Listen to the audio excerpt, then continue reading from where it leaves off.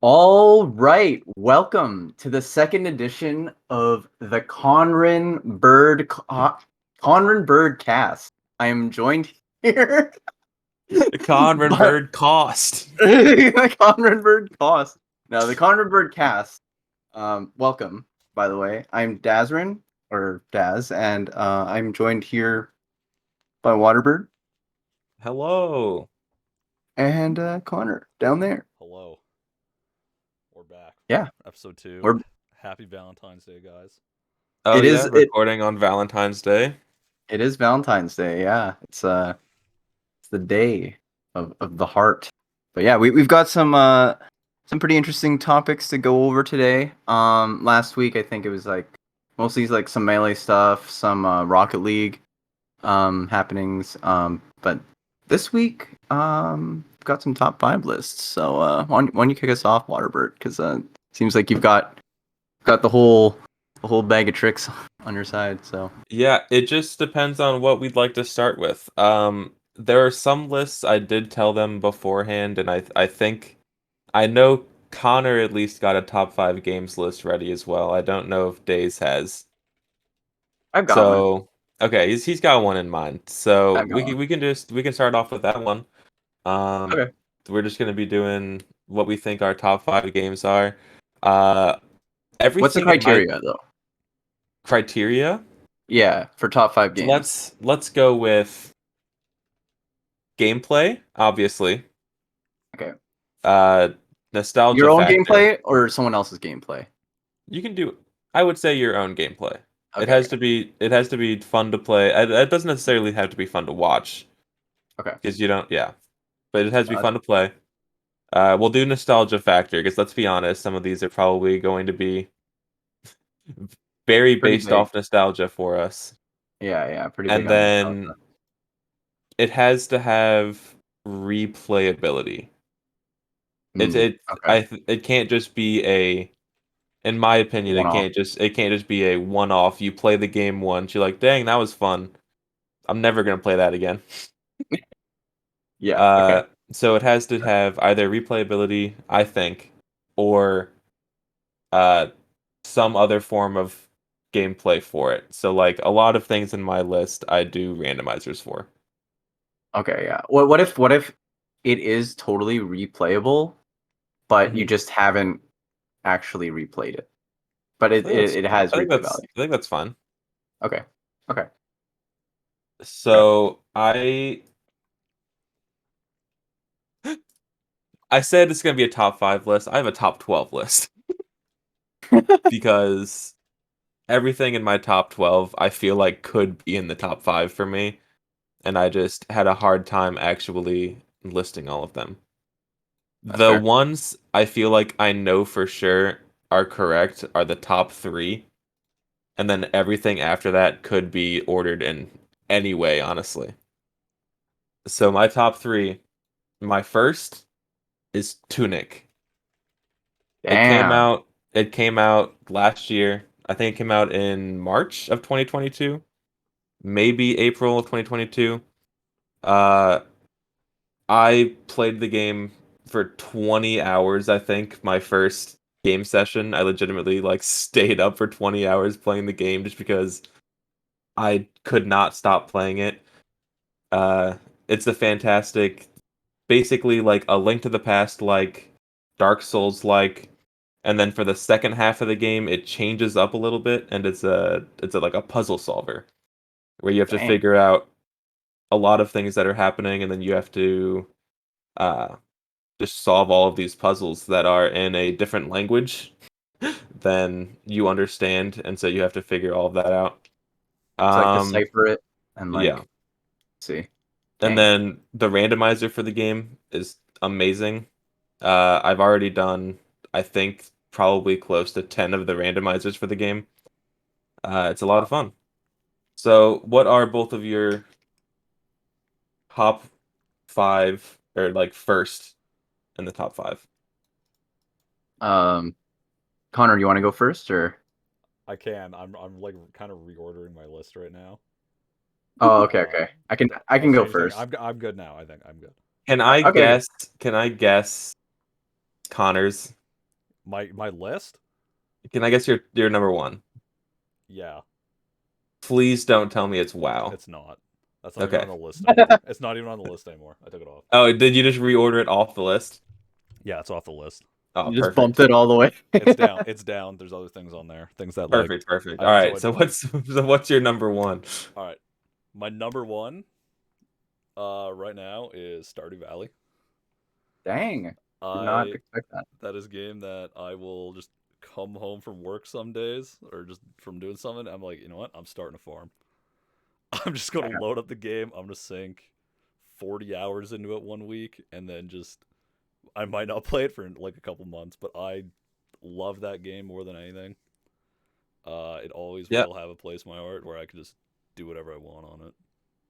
Stardew Valley is a lot of people's new Animal Crossing, It Yeah. really where does it's feel like that. just yeah, it's just a very great cozy game to play. It's like super easy to get into, super easy to just like, fall into the vortex and just like really just, start going ham and like everything that you want to do. Yeah, like just like Animal Crossing. It couldn't be like a better description of that. Mhm. It's like a chill game. So And I think yeah, it's damn. also very deserving to be the, your number one, honestly. Funny enough, Animal Crossing is number 2. Oh Hell yeah. really? And Wow. funnily enough, Days' number one is Melee. I don't know how he guessed that. That's crazy. How do you do I feel attacked. it? You wanna No, describe it, Days? We all yeah, I mean, know. What is melee? I mean, like the thing is that the game has just given me so much in terms of just like raw, just like friends and connections and just like a community to really like go back to and just like call my home basically. So like yeah, like it was a huge part of my upbringing obviously.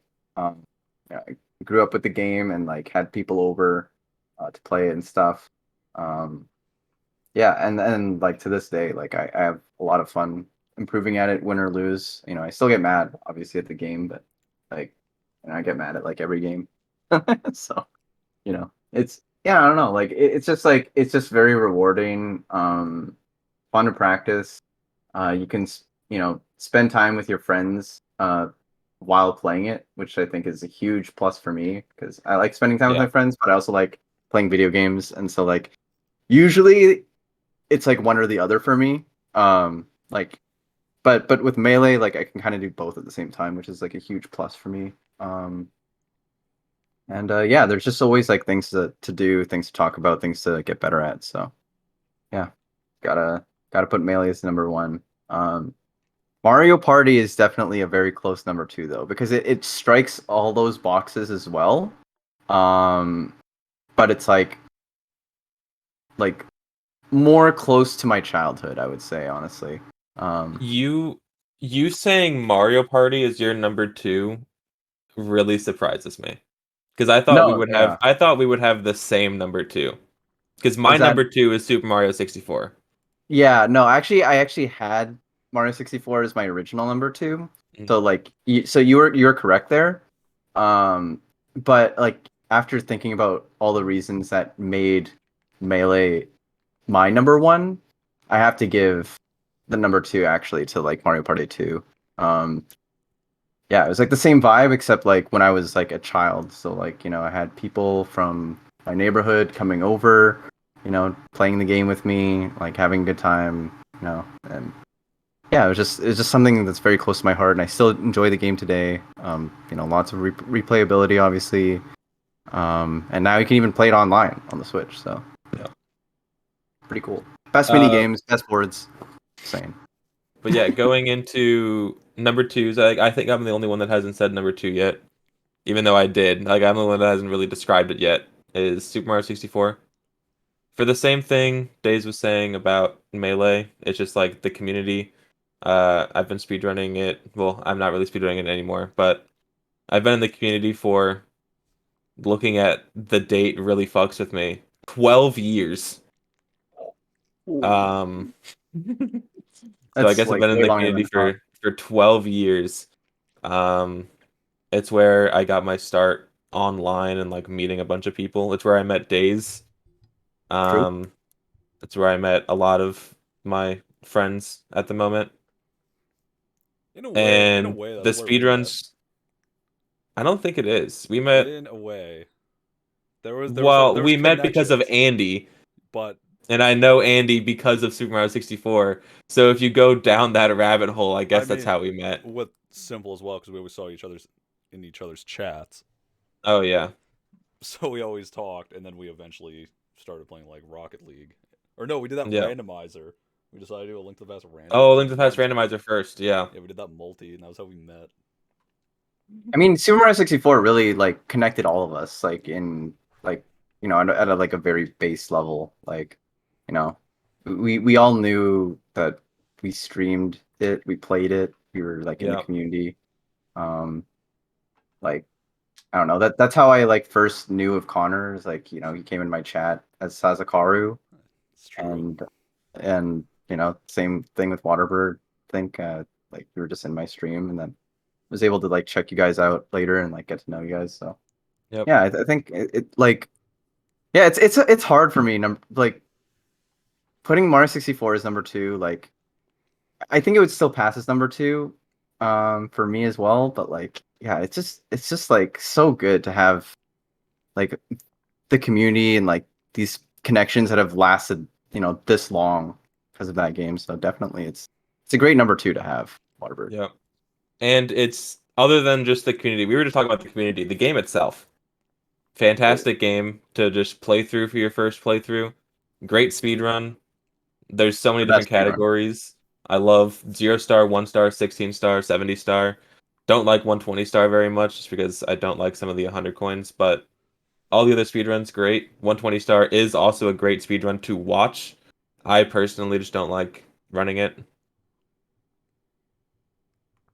So that's why it's my number two.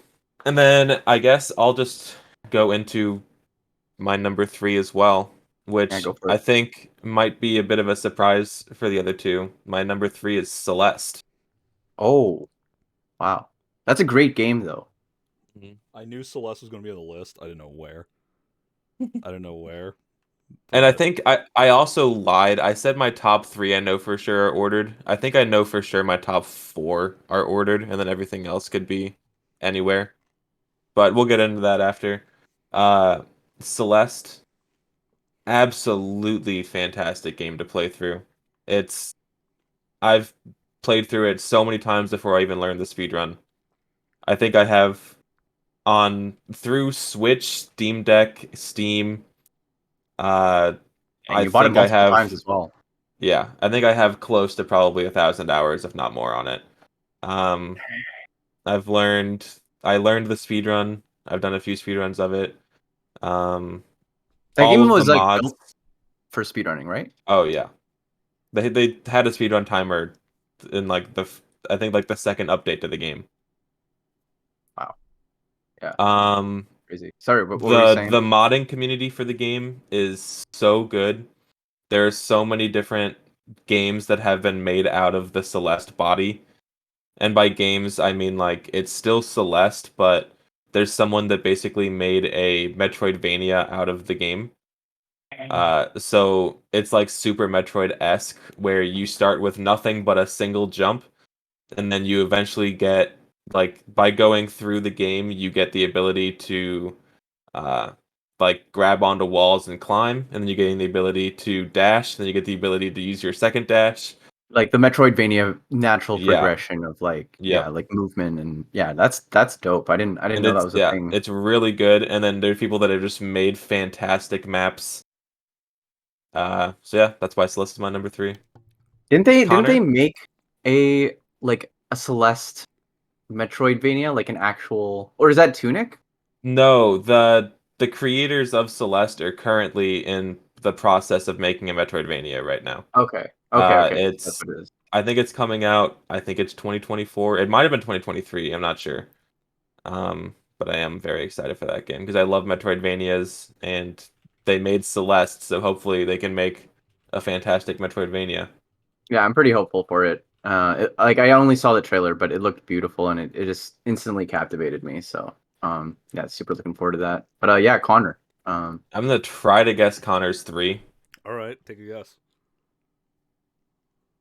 Mario? No, Is it Mario even on your list? it's on there. Okay. It's on there.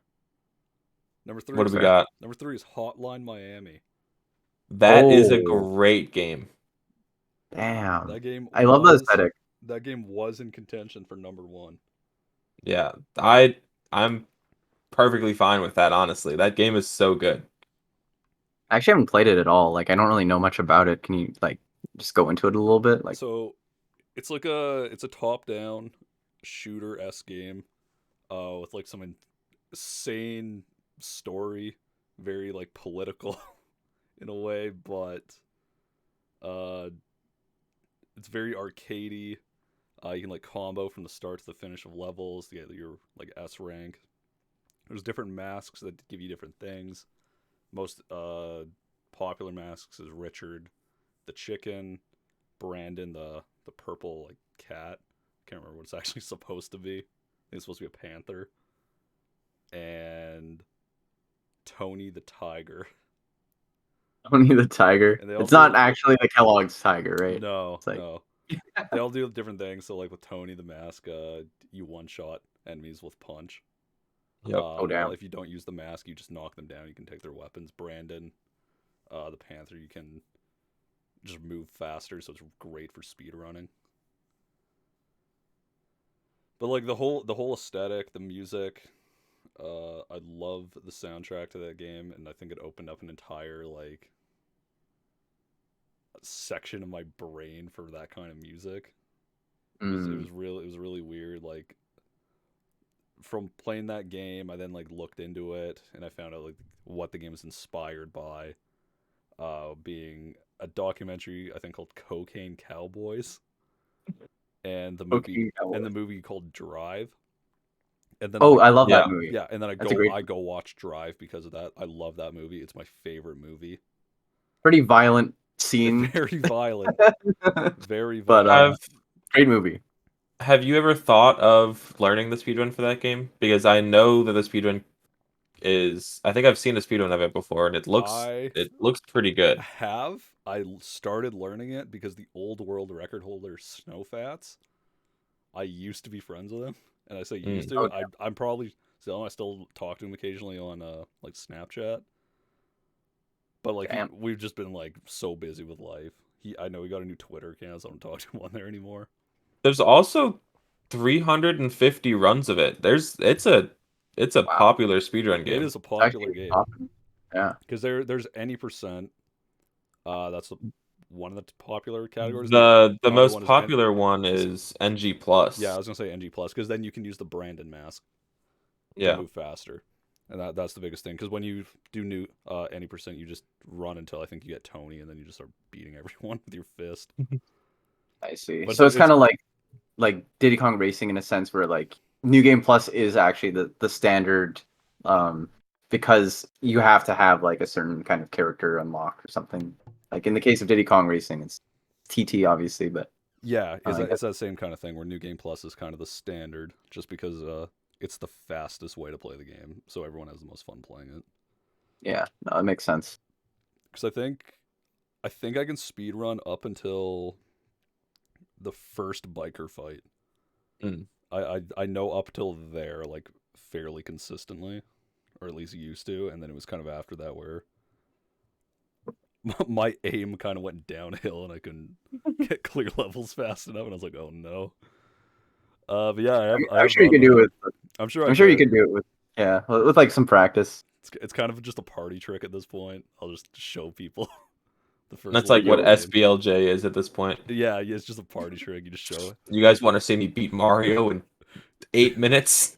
0 stars. You want to see me go real fast? Want to see me do it again?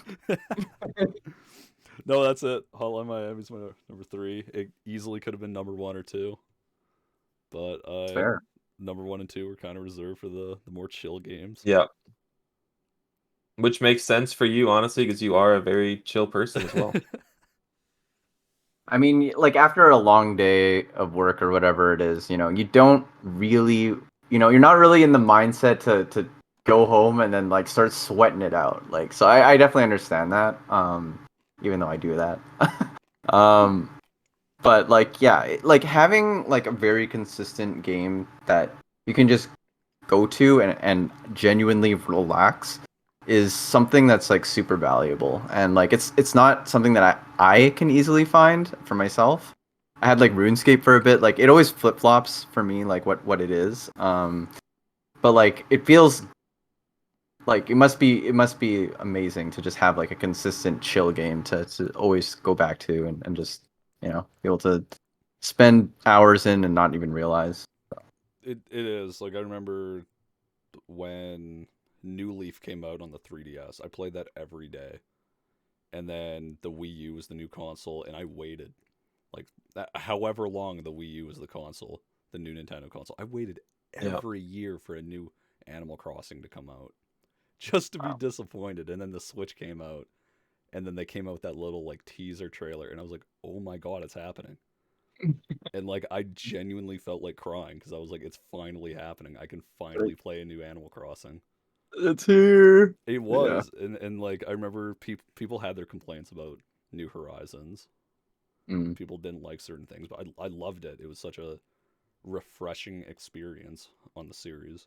Is it crazy that I think I've played the most of the GameCube Animal Crossing? If I No, ever have to go back to an Animal Crossing, well, I say have to. If I ever want to go back, which I do pretty often actually, I always go back to the GameCube one. you're a fan of Mr. Rossetti. Oh, I love Mr. Rossetti. Yeah.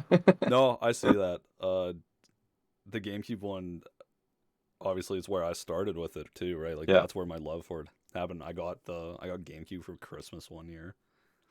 Came with the Animal Crossing, like what is it? The memory card that is like Rover on it, the gray one. Oh, I have that Yeah, too. I have I that. actually have that one as well. I That's have funny. that, and like I refused to let my brother make his save file on that. That was for me. He had to get his own memory card. That memory card was pretty small. Like it didn't really have a lot It of was room. only for like the town, and then we just played on every other game on a different memory card. Shit. I will say with Animal Crossing though, I did play or I did do like a speed run, the golden net and golden fishing rod. I Oh had no God. idea what I was doing. I just had like the guide for it up on like speedrun.com. Do you remember how long it took? It took me like 16 hours.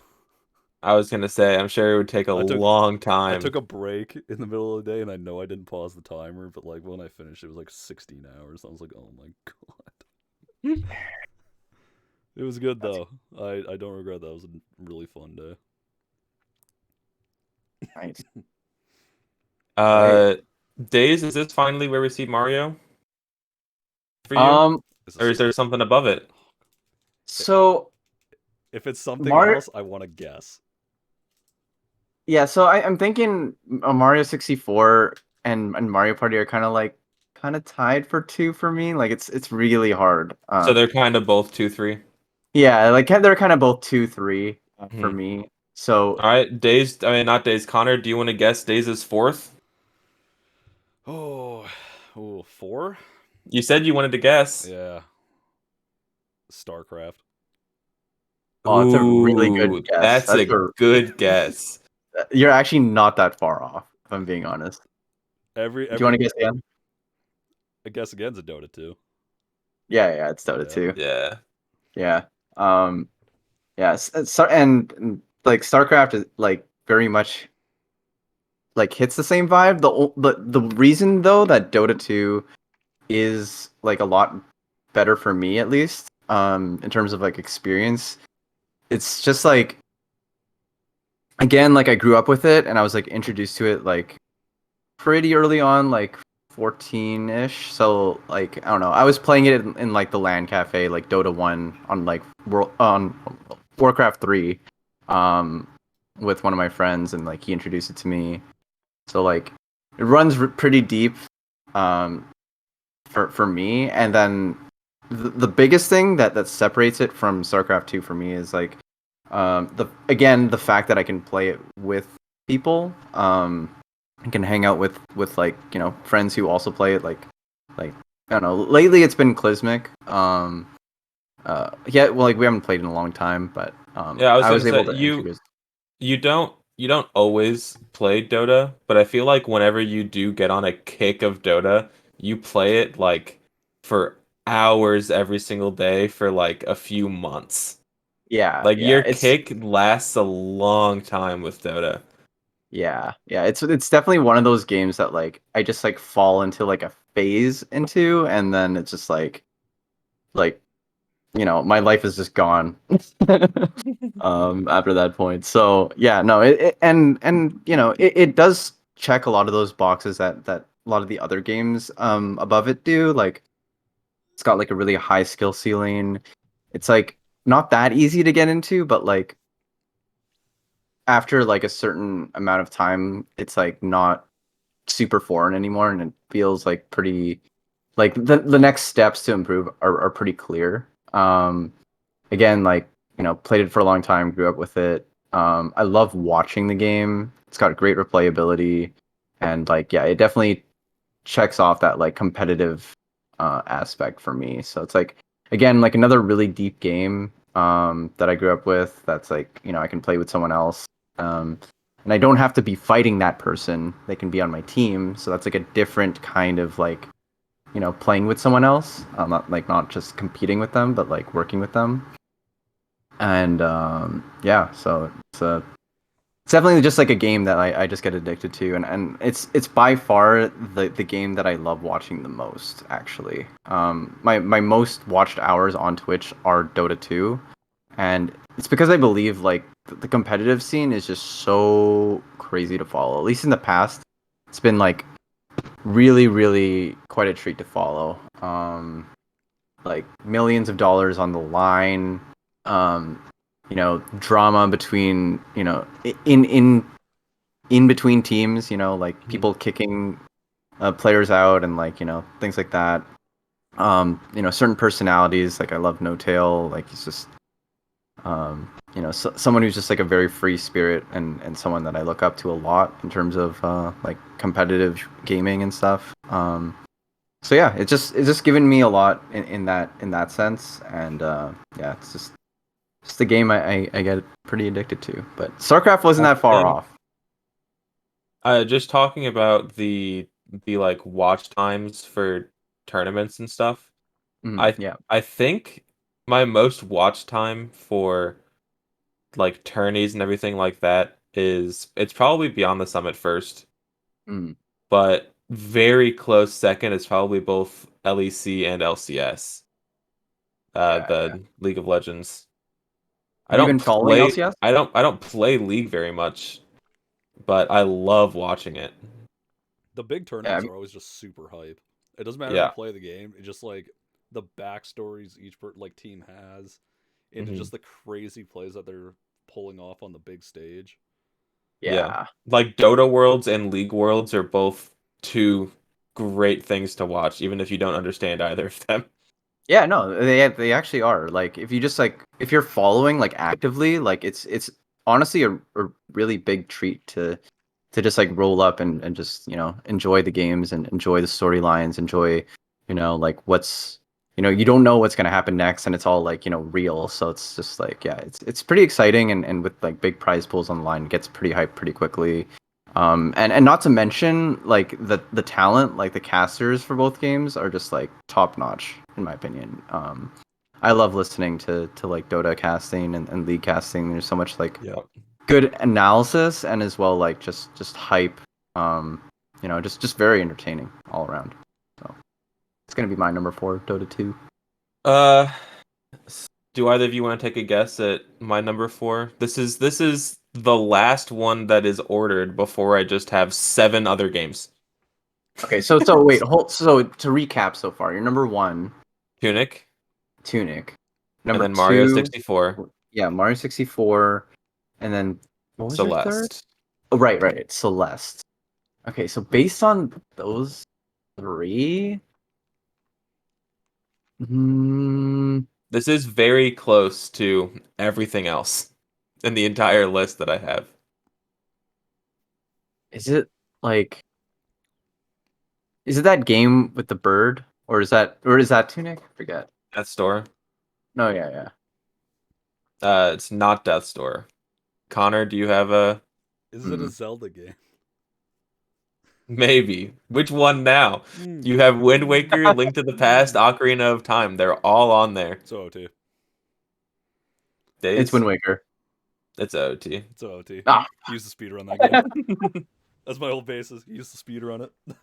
I sure did use a speedrun it. I learned all of the very old 100% route back when like Clint was speedrunning it. So that's how old that route is. Yeah, That was an era of time where 100% was super popular, and I think Yeah.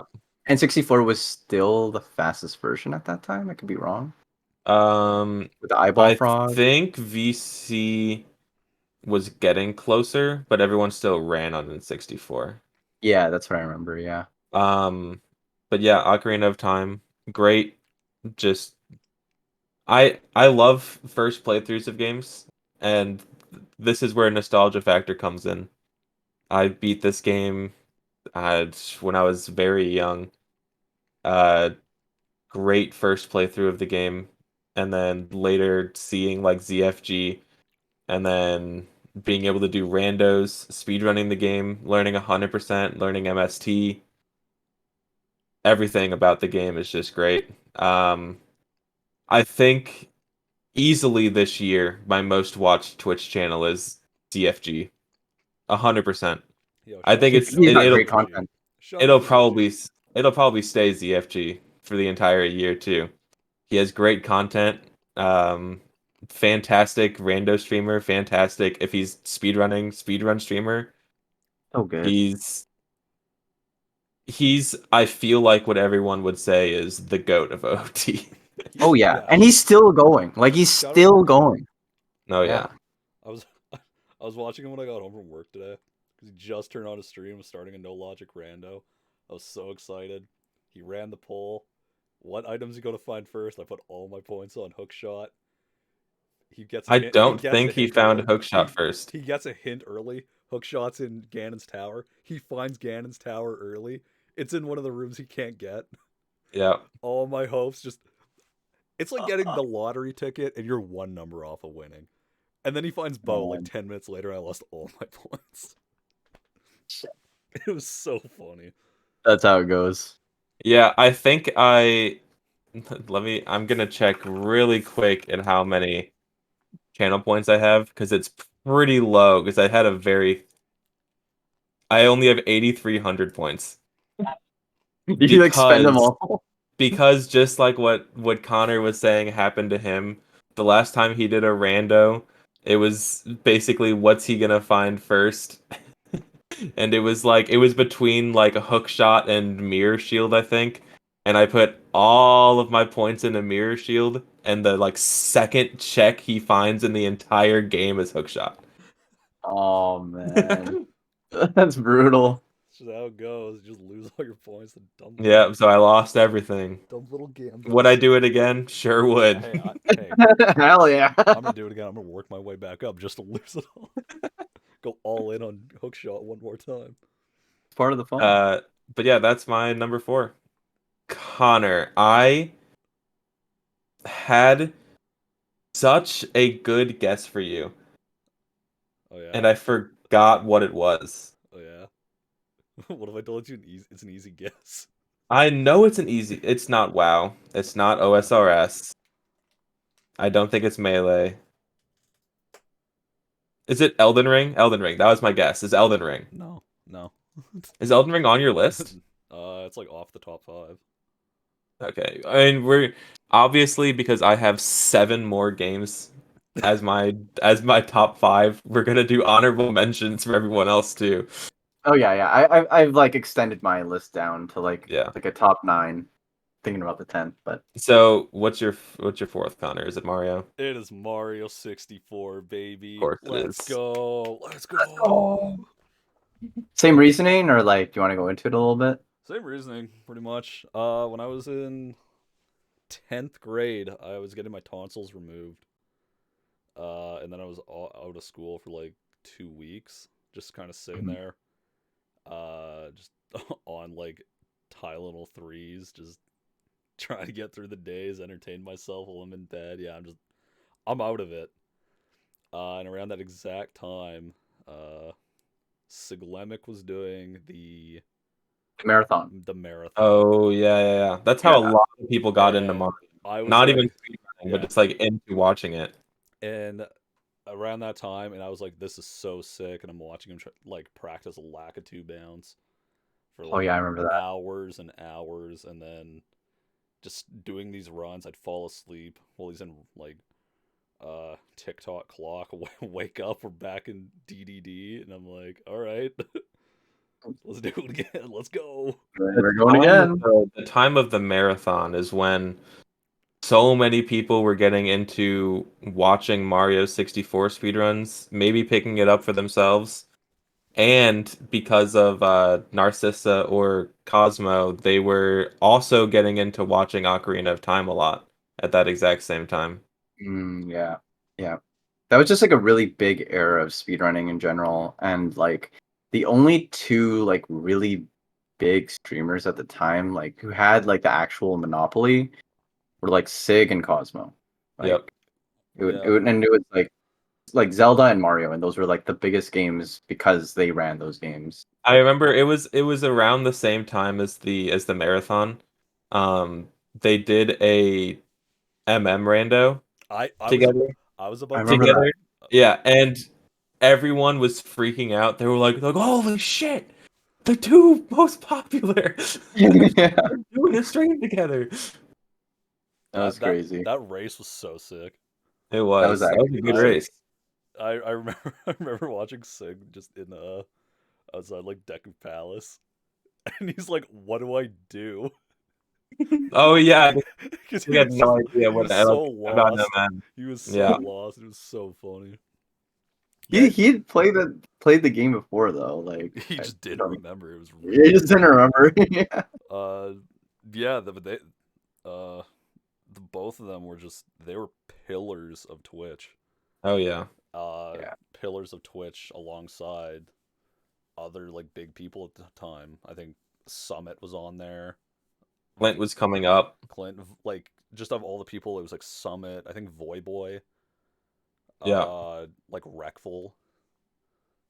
Yeah, Like a lot of people came out of that era. Even Pokimane came out of that era. yeah, Like, yeah, just like it was like a big jump for a lot of people. For yeah. It was like just thinking back on like the whole Twitch as it is now. Like back then, it was Wreckful was one of the first people to put a donation button on his stream. yeah. Made it a career. One of the founding fathers of it being what it is today, and like that's just so sick that oh, it's here now. that's amazing. All right, Days. I'm Or trying you to want to guess? think. I'm Yeah, trying. either of you.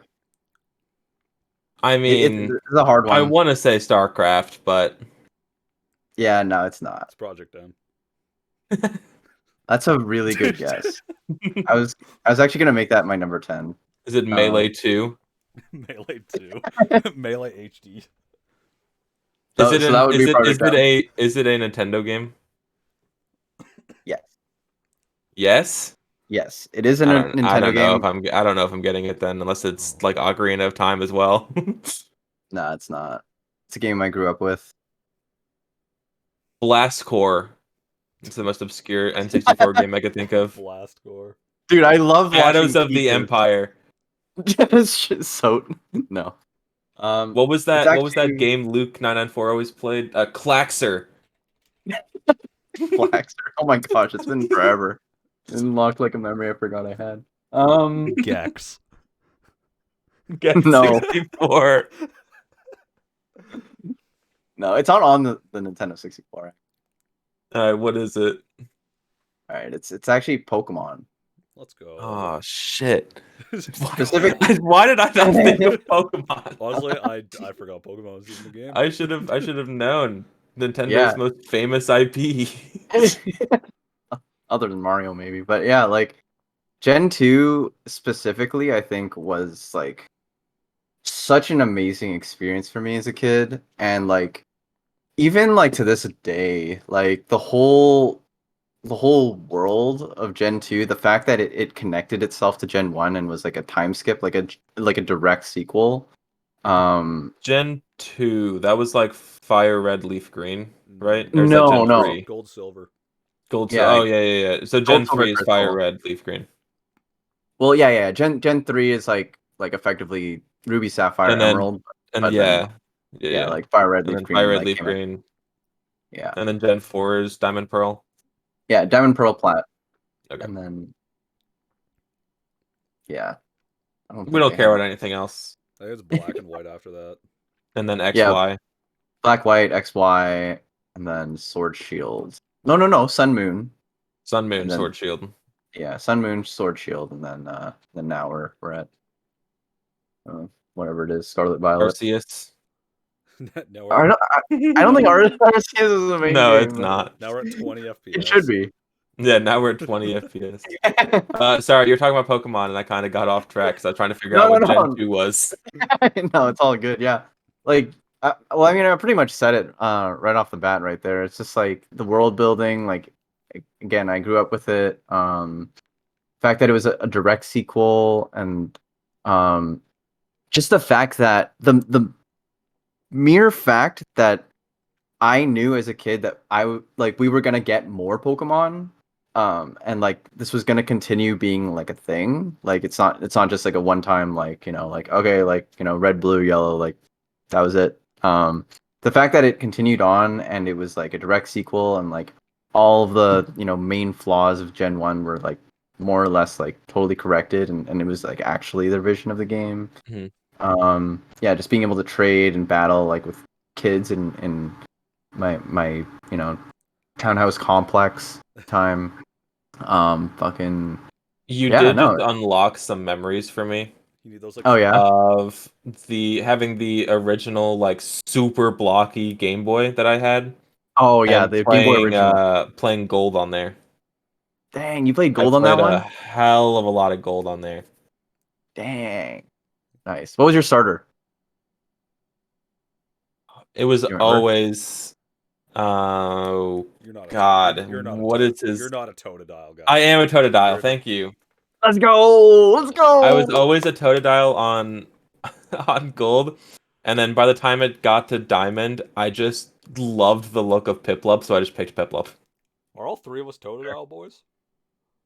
Yeah. Oh, I'm a I think Totodile so. boy. yeah, I was. I mean, like, dude, what's not to love? It's Dude, fucking alligator. why would I not choose Yeah. the alligator? Yeah, That's like, stupid. dude. Why would I not choose him? He's sick. And then okay, everything else on my list is not. It could be 5. Every single one of these could be 5.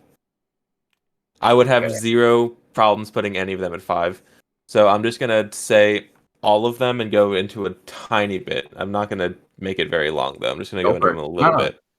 Go for it. As long as you need. So 5 could be Melee for all the reasons Days said, basically. Because I am also a competitive person, like Days for a lot of games, and it hits the competitiveness. I can play with friends. It's a very big skill ceiling, Oh yeah. so you can always learn. There's A Link to the Past. Great randos, great game. One of my favorite Zelda games, easily. So good. And great speedrun. Portal. The first one specifically. Second one's very good, but I just love the first one so much. Is it because of the It speed run or is it because of the the casual experience that Portal both brought? and nostalgia. No, yeah, that's fair. It was one of the first games that like my oldest brother, he's like, you need to try this game. Like I was still pretty young. He's like, you need to try this game. I want to watch you play this game. Because it's like one of those puzzle games that it's just I love watching people play it for the first time and trying to figure out some of the puzzles that are in it. The puzzles are not very hard, obviously, but still fun to figure out. So first playthrough is great. Uh, I know the speedrun for it. Also a great speedrun. Just great game in general. 8 Yeah. is A Hat in Time. Oh, I say 8 is Hat in Time. It could also be a Hat in Time. Hat in Time. I know there were some problems with the game.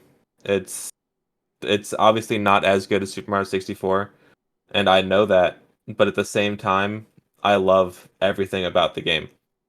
I love that it's like a Banjo-Kazooie collectathon plus Super Mario 64 like playstyle. Reminds me of SMS a lot, if I can just interject. Yeah, it's a Yeah, lot like a like lot of the levels. SMS. Yeah, level design. Speedrun Forward's also great. So I love my first playthrough. Speedrun Forward is great. They just keep adding on to it and making it better.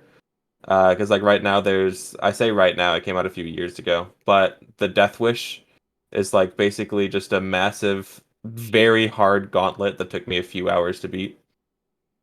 Um, and then there's Rocket League, definitely my most hours in any game. Always hits the competitive itch until I hate playing doubles.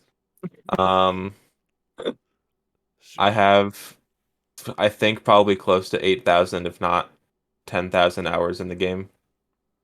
Uh, Yeah. just a great game. It's where I met a lot of my closest friends at the moment. Like just people that I'm definitely going to talk to for probably the rest of my life. Wind Waker. Yeah, Wind you Waker guys really is like the rando for that. oh yeah. I really want to get into it because it's one of the Connor only Zelda games I played. Connor can say how good the Wind Waker rando is. He did 2 in 2 days. Damn. Dude, I started another one yesterday. Did you? Yeah, I was waiting for Wind people to Waker log in rando's now. just it's just so much fun. Obviously not all of the checks are a lot of fun. Like we don't do the treasure charts. We don't do like the treasure like we don't do the treasure chart hints as checks, so like you don't have to grapple hook down into the water to get things. We don't do lookout platforms because it's just way too many. Yeah. So there are some things we don't do. We don't do the long side quests Dude, because there are some like really, really, really long chain quests. I accidentally turned long side quest on yesterday, and then There are I was some making super long chain I was quests. making the tracker, and I was like, why does Windfall say 30 checks? Oh no, what did I do? I was freaking out. And it was like decorate the town as one, and then I'm like, what? The Yeah, fuck is decorate this? town. There's also this isn't a windfall check, but one of the long side quests, the one that I despise the most, is putting the the the Kokiri forest water Yeah, I was gonna say the on spring all water. of the like Dekus. Yeah. Yeah. All the the withered Yeah, all the withered yeah whatever. seedlings or whatever. Yeah. That's such a long quest. It's basically like the Korok seeds in Breath of the Wild. You know, just like one of those, just like, you know, go like fuck off and just find this shit and just do it. Like, But yeah, Wind yeah. Waker's a great game. And then I've got Teamfight Tactics. Yeah. Just I don't have much to say about the game. It's just a great competitive game. Uh, great auto battler, auto Fun skill. chess game. Yeah. Also massive skill ceiling. Same with Rocket League. True. And then the last is Diddy Kong Racing. Ooh, yeah. That's also on my list somewhere. Such a good speed run. So Such a good. good game to play through. I love every single playthrough I do of it. The only, like, legitimately the only level I dislike in the game is the uh, airplane mini game with the eggs. Oh yeah, in the beginning, That's the the only one I dinosaur world. dislike playing. I love every other level. Yeah, no, that mini game's bullshit. I'm gonna say it. This is It's just like it's bullshit. so annoying. It's just complete bullshit, dude. Like I agree with Days. It's bullshit. like literally you like okay, so like just in case people don't know what it is, basically the point of the game is that there are four players and each of them are in a plane as Waterbird was saying. And so they all start on like a cardinal on the screen. The map is basically a circle, and like everyone starts on one side of the circle, and everyone races into the middle, because in the middle of the map there's like on the ground there's like a dinosaur nest, and there's a bunch of eggs on it, and there's only enough eggs that like I think There's 5 eggs and 4 people. right. There's 5 eggs and 4 people, and so like everyone needs to get an egg, and you have to like swoop very close to the egg in order to grab it. And when you grab it, like it's like attached to your plane at like the back or something. I don't know. Anyway, Yeah. so how you and so you're supposed to drive that egg back to basically your where you nest. started. Yeah. Yeah, and drop it in your nest where And you started. then after you do that, you have to wait. It's like 8 seconds or something for Yeah, the a certain egg amount of to time. hatch. But while the egg is hatching, the other people in the game can come and steal your egg from your nest, so you don't get it. Yeah, And you have to I get don't 3 remember eggs. this. you have to have You have 3 to of get them 3 eggs hatched to win. I So don't so you remember that. you have to, so like the meta becomes really annoying, because like even if you like you play super honest and like you swoop down every single time perfectly, you get your egg, and you get like a perfect turn, you come back, you drop it in your nest. Even if you do Some that, like asshole's gonna steal that egg.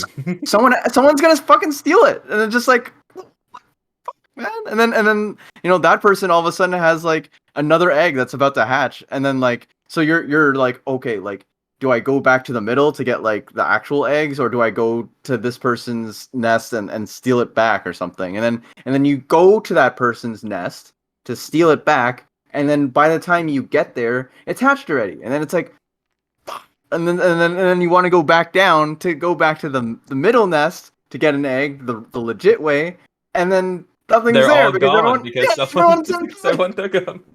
took them all. So and then you're just behind, and it's like it's bullshit. It's not fun. But so I agree. I You know, I agree. think I like the minigame now that I hear Days talking about it. Yeah, this is starting to sound like a skill issue. Yeah, Might like, be I right. don't know, man. All right, but yeah, that's my top 5, 12. Yeah, Top man. 5, 12. Are we doing honorable Okay. mentions at the end, or were we just throwing those in now? You can do your honorable mentions now because I basically did that with everything that 5. could be a top 5 for me. Number 5 is just everything. All right. Well, what? If you know what your 5th is, you can say the 5th and then say honorable mentions.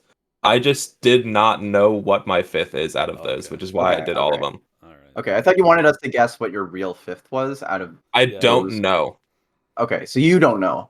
Yeah, I really don't. Okay. His real 5th is melee, whether he likes it or not.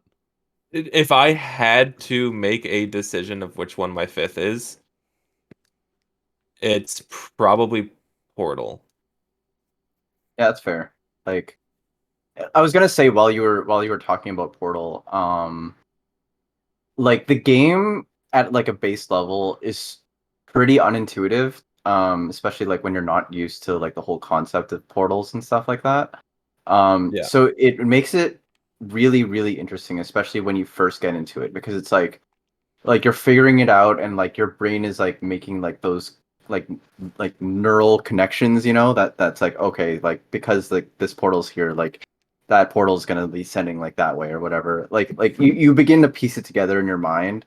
But like coming into it fresh, like that knowledge doesn't exist. So like the fact that like you go through it, and then like the story as well, but like the fact that you go through it and then you're like getting better at like that concept while solving problems, and while you're like basically the person in the story, it makes for a really sick casual experience. And the speed run, as you were saying, like just elevates that to like the next level, where it just like people who are watching it for the first time are just like, oh, I didn't know that, like you could manipulate it that way, or like Yeah. I never thought about it like that. So yeah, it's one of those games that's like easy to pick up, hard to master, and like those are like the best kind of games for sure. Yeah. I would say. If I had to pick which one was my 5th, it's probably Portal, but it legitimately could be any of them. Yeah. What about you, Connor? What are you thinking? Do you know what your 5th is, or is it more of a crapshoot like mine? It's a little more of a crapshoot. I have melee on there because as like my 5 because I think out of all of them, that's the one I'm playing like the most right now. Yeah. Outside of like WoW, like I really don't want to put that on for 5. I play that game. Why? Okay, why do you not want to put on your top 5, even though like it's a Because game we that you all poured a know lot it's of an hours awful in? game. Because like I play it purely for the nostalgia and the entertainment of playing with friends. Okay, And, well, like doing like things, but like current that's like my WoW, reason. but I think current WoW takes away from that. The expansions that they come out with now and have for the last like better part of the last decade, So you're talking about retail, right? retail have just been Mhm. fucking shit. Like Yeah, Dragonflight was you. good though. they're But fun. you Dragonflight was play. pretty good, but again, like because I'm a big PvPer in it, the things that I Mm. want to see do well in PvP just don't happen. You You know, don't play retail though, right? well, it's in the same sub as like classic, so I'll go play it. And I Mm. did play it when like Dragonflight came out. Uh, but it was just like you queue up arena, you queue into a melee comp, you get 2-shot. There's no counterplay. You're just like, all right, I guess I just chose the wrong class, right? Like, Feels at, bad. right. But at least like when that kind of thing is happening on like Wrath of the Lich King Classic and those arenas, it's the same meta it's been since Wrath came out. I expect to get 1-shot if I queue into a certain things because that's what it was 10 years ago. So you like expect that. It's You like an expectation. you expect that to happen, and you expect that it's going to be a little more cutthroat, and you can kind of uh, figure out what to do because this has been a meta established. It's like Melee when the meta's been established for so long. Yeah. With Right. retail, when like things are getting nerfed, it's a lot more like Ultimate was when like, hey, you might pick like Wolf because he's the best, but he might get nerfed, and then you just don't have a main. It's the whole problem with like the patch culture. It's a Yeah. big patch culture thing. Yeah. And the way Blizzard went about it for so long with retail, their patch culture was they would fix one thing and then leave something untouched. But that untouched thing was way worse. Like I know, like for me, I played a lot of Shadow Priest. Their damage wasn't what they wanted to see in Arena, so they nerfed the damage. Sure, the damage was a little bit overtuned, but Demon Hunters are legitimately 2-shotting people, and that went unnoticed by the company for a month.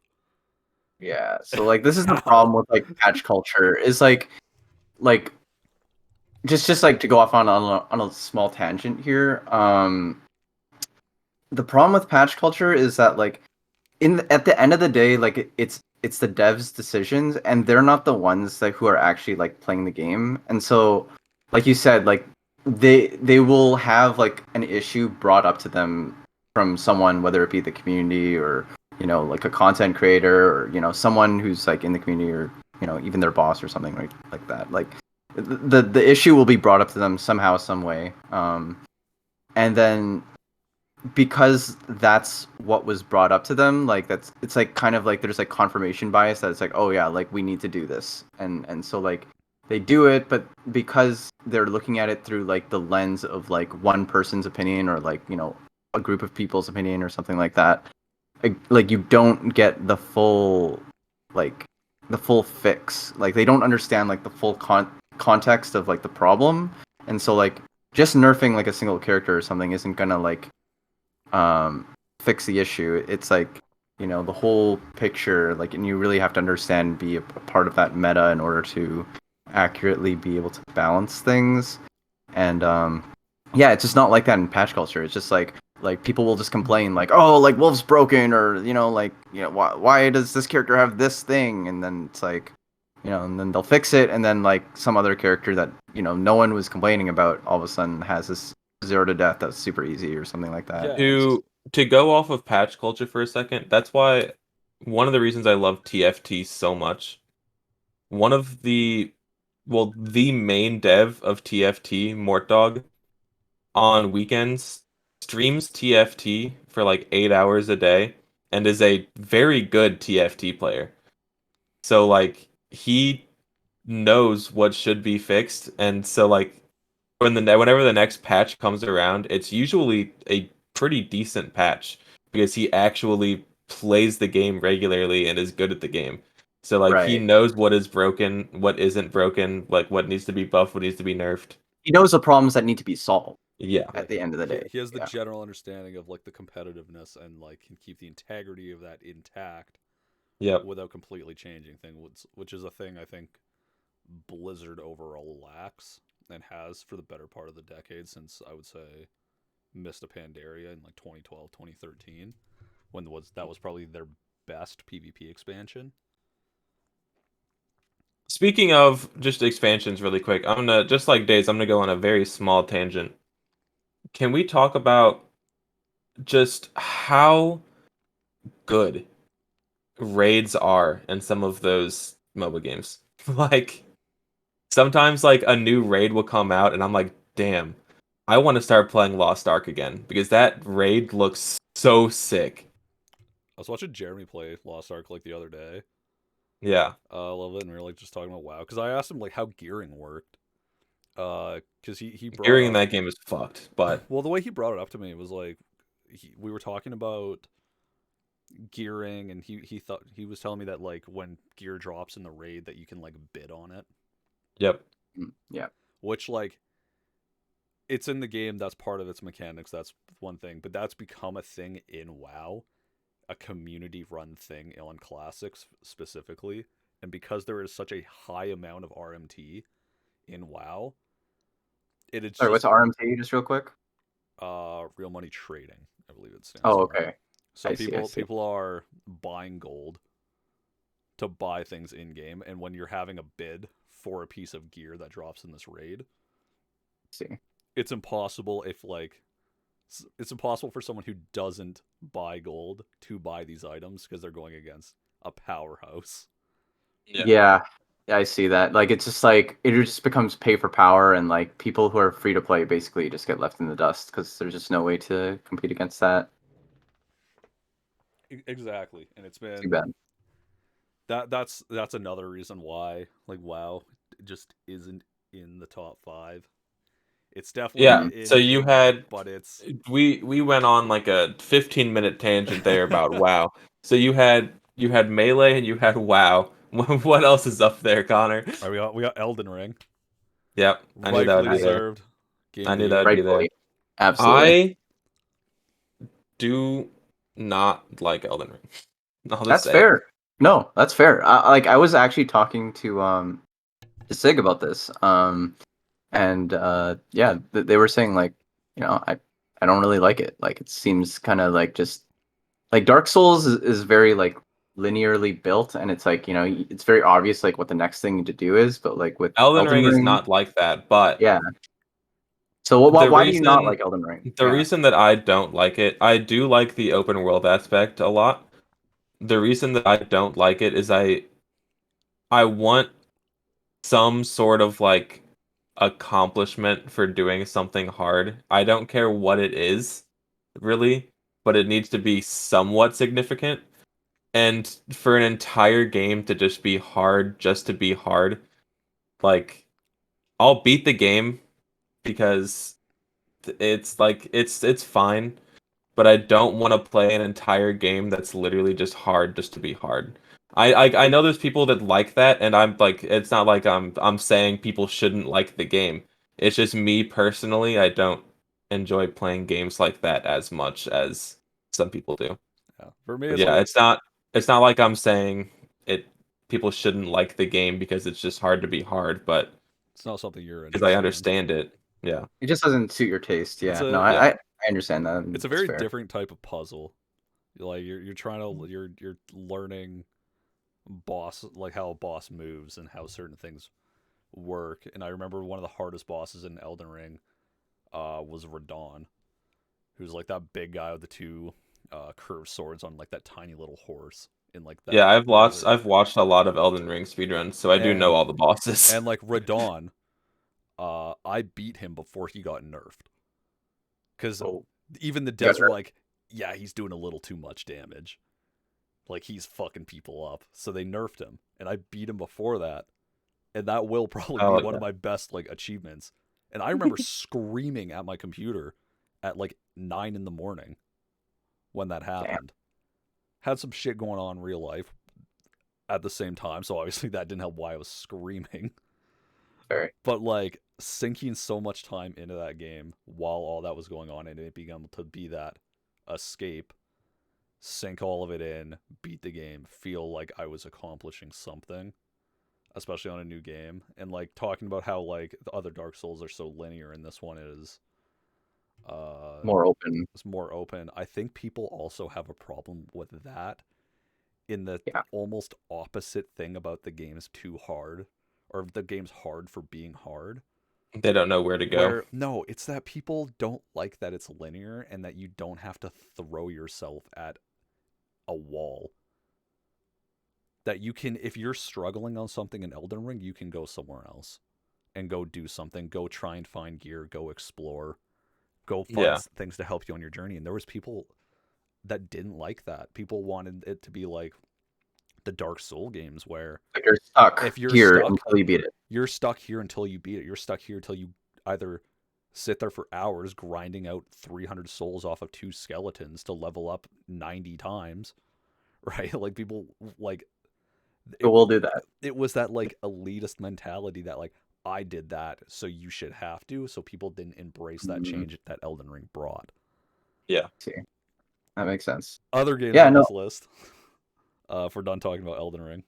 Well, I just want to just touch on that real quick. Just like small tangent to why like people do or do not like Elden Ring. Like the reason why Sig brought up to me why she didn't like Elden Ring was like it just felt like it's too open. So like it just like there's so much just random open space that's just there to be there, and it's just like doesn't feel like any of it's connected. It's just like oh, this spot is like this boss and this spot is that boss, and it's like there's no like actual like venture through. It's just kind of like just so much emptiness, and then it's like oh, there's something here, and then like you just kind of stumble upon it rather than like it being like this grandiose thing that like you're like meant to discover or something like that. But yeah, go on. I agree with that. From the standpoint of when I was playing through it in like the new game plus, to get a different ending, where because I knew where everything was, I was only going to those areas, right? Yeah. And it's like if you're only looking at the main objective of the story while you're playing, then you're not going to go explore these areas, and it's going to feel like all this there's a lot of wasted space.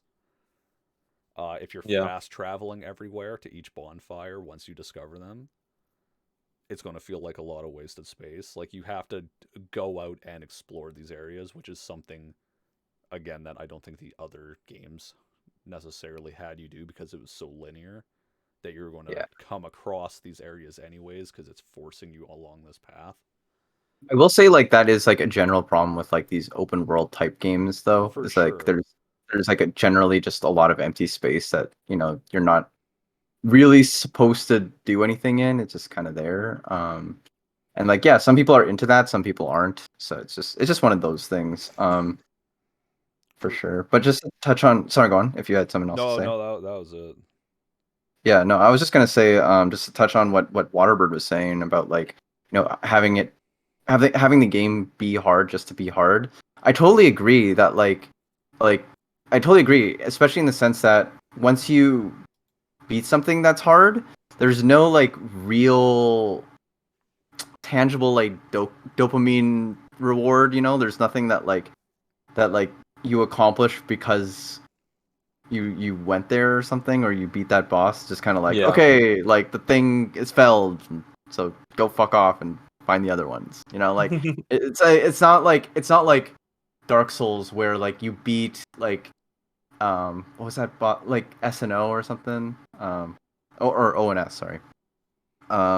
You beat that and it's like a super hard boss. You finally do it after being stuck there forever, and then it's like dang, like I beat that boss, and like now you have like all this new area to explore as like your reward. Whereas like in Elden Ring, it's like no, that's always just on the table. And Elden Ring, you kill the boss, and it's like you did it, dumbass. Good job. Yeah, exactly. Like there's no actual like tangible reward. It's just like, hey, I guess you did it. Like, good job. No, fuck off. Like go find something else to do. So Go fight the next boss. yeah, exactly. All right, Which is like, Connor. I don't know. I will say 100% that game felt so rewarding though. Killing every boss that had an achievement attached to it was so sick. Yeah. I bet. And I bet. doing that within like the first month of it coming out when there was like 0 guides on things. Yeah, Which I think no, is like a huge thing too, is like now that there's so many guides, like you can skip all the empty space. It was definitely like a timing type of It game. was timing, right? It came out and I played the fuck out of that. Because everyone was playing it at the same time. Everyone was struggling at the same time. Yeah. Or at least the majority of the player base, right? So, yeah. Anyway. Other games I got on here. I got Call of Duty 4 Modern Warfare. Okay, I'm down. Yeah, that and Modern Warfare 2. Some like real nasty, Also down. some real nasty lobbies in high school. Yeah, let's go Terminal. Let's go. Let's go NoobTube. Let's go quick scoping on Terminal. Oh yeah. Getting quite the reputation in high school for that. Same man. actually. I learned every wallbang just from like montages and then like testing them with people. That like I people learned did not take me to Terminal. I learned like everything to do on high res. High res was Damn. also sick. I got Astroneer on here. Okay. Astroneer. I got Lego City Undercover. Hell yeah. Rocket League. Mm-hmm. I just put Zelda games because I think all of them are great. Fair. Only one probably, if I were to remove one Zelda game off that list, though, it'd probably be Skyward Sword. I think I would remove Skyward Sword, MM, and TP. Damn. I have a really funny memory of TP of just like getting stuck in the game and then just copying and pasting my brother's file, and then I was just suddenly in the last dungeon. I do like TP. I just very much dislike the wolf sections. Yeah, the wolf sections. I agree with that. They get very And- repetitive. And the beginning of the game, it takes like 3 hours just to get to Hyrule. True. Yeah. No, there's definitely like problems with it. I think like the actual Zelda part of the game is pretty good, and Yeah. like the Same with overall Skyward aesthetic is Sword, though. good. Yeah. Skyward I mean- Sword just also has such a long beginning. Both of their beginnings are like hours long to get to actual gameplay. Oh my god, It takes a lot to get to the yeah, it takes a lot to get to the meat and potatoes of the game. The thing that I would say though is like Skyward Sword essentially forces you to use motion controls, and if you're not using motion controls, like you have like a shitty version of them with like the stick that like you have to actually swing the sword with the stick.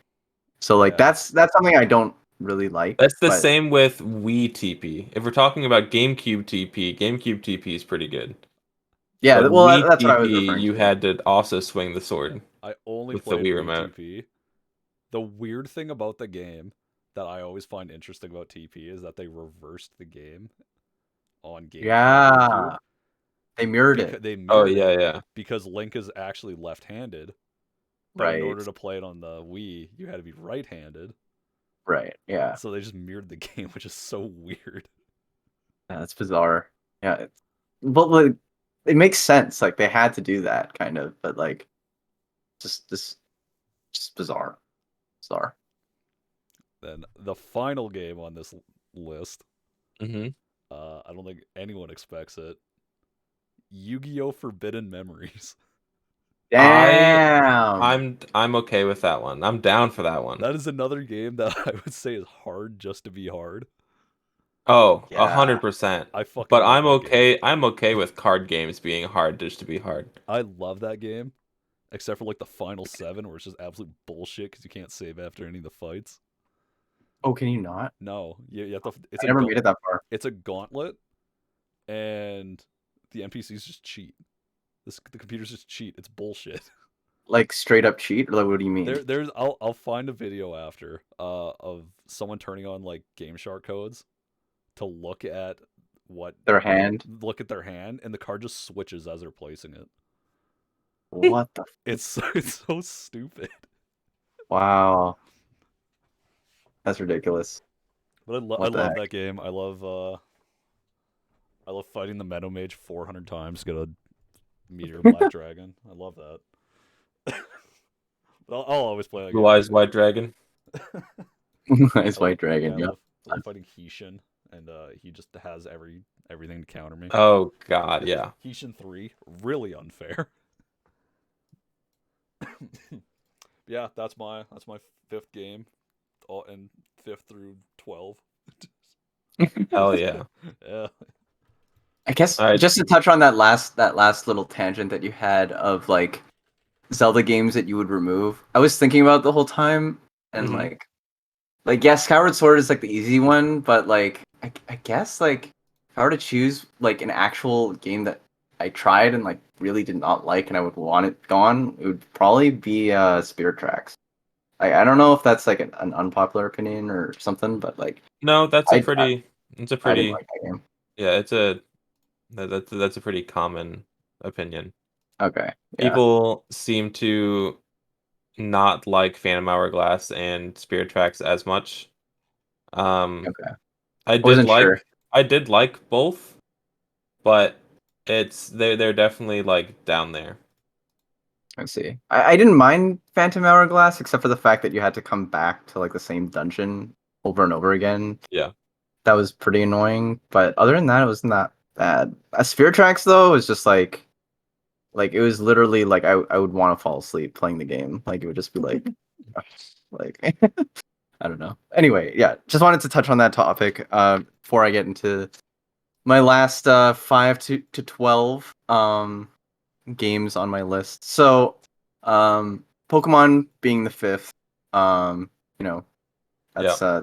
that's probably like a lock in, but the rest of them definitely could be like number six. Any of them. And I'll just go off here, just like you did. Yeah, go off. Go off. Go off, King. Go off, King. Yeah. So actually number six,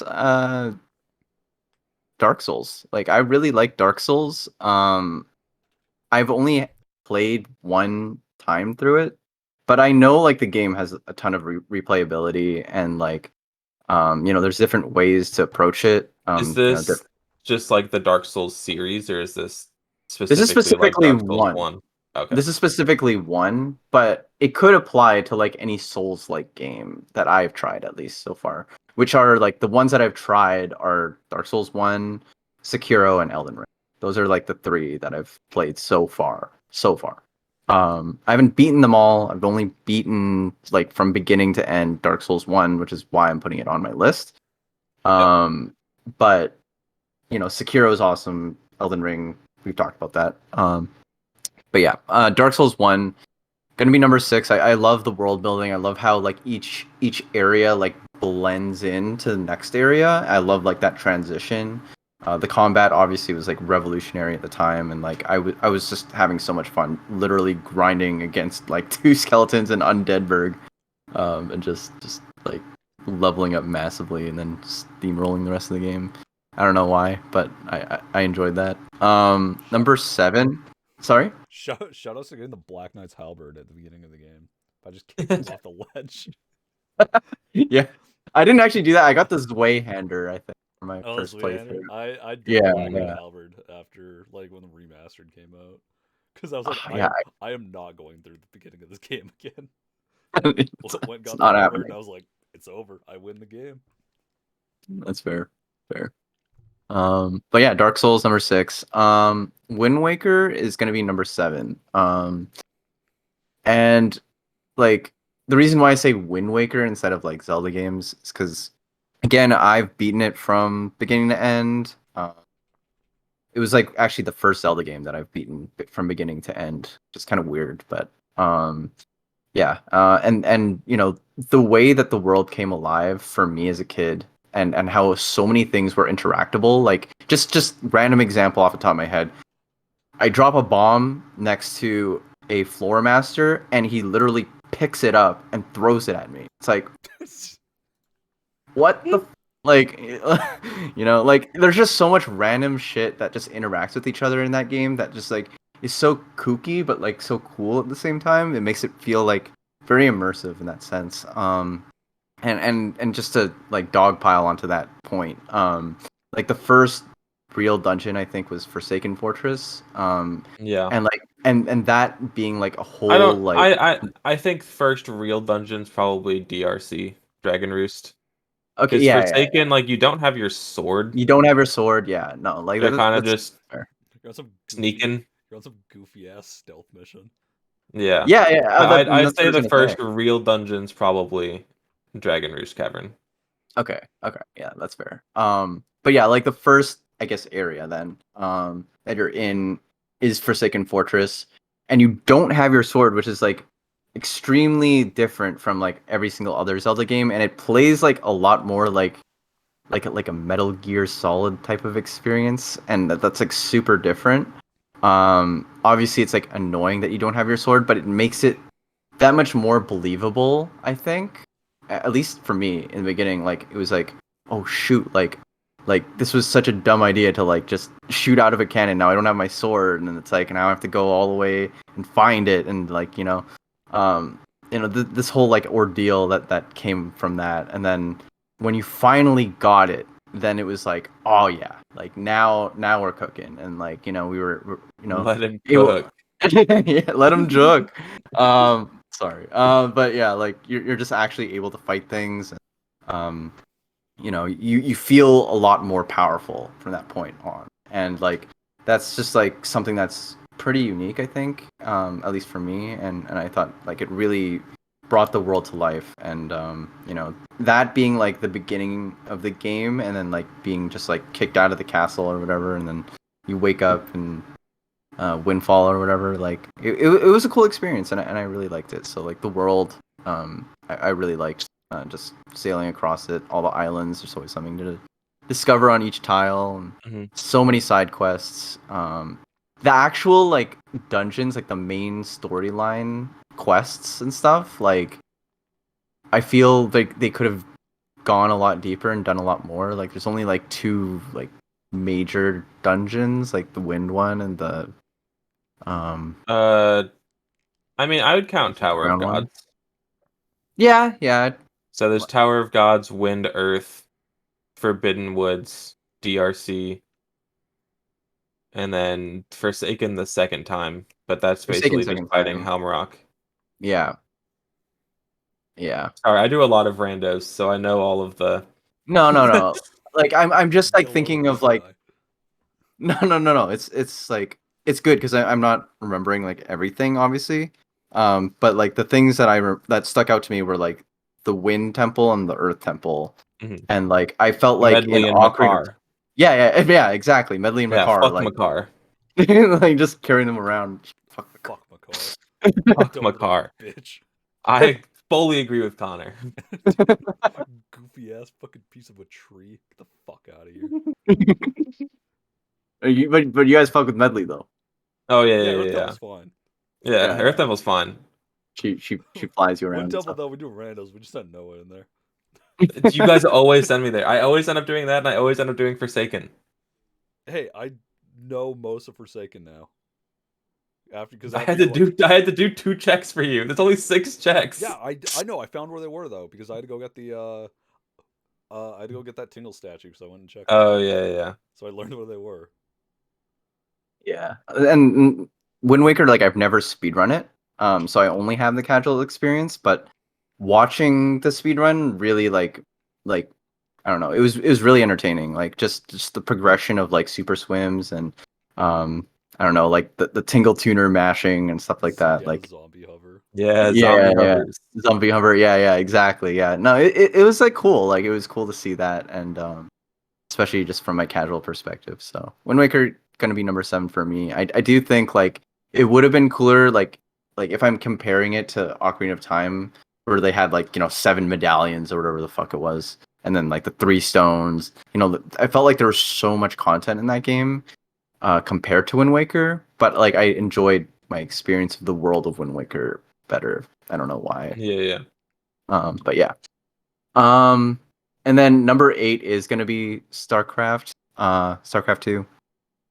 For all the reasons I basically said for Dota, except um, it's more like my problem with it is that it's a very lonely game. No matter how you really slice it, even if you're playing like co-op, you're still like focusing on your own thing and doing your own tasks.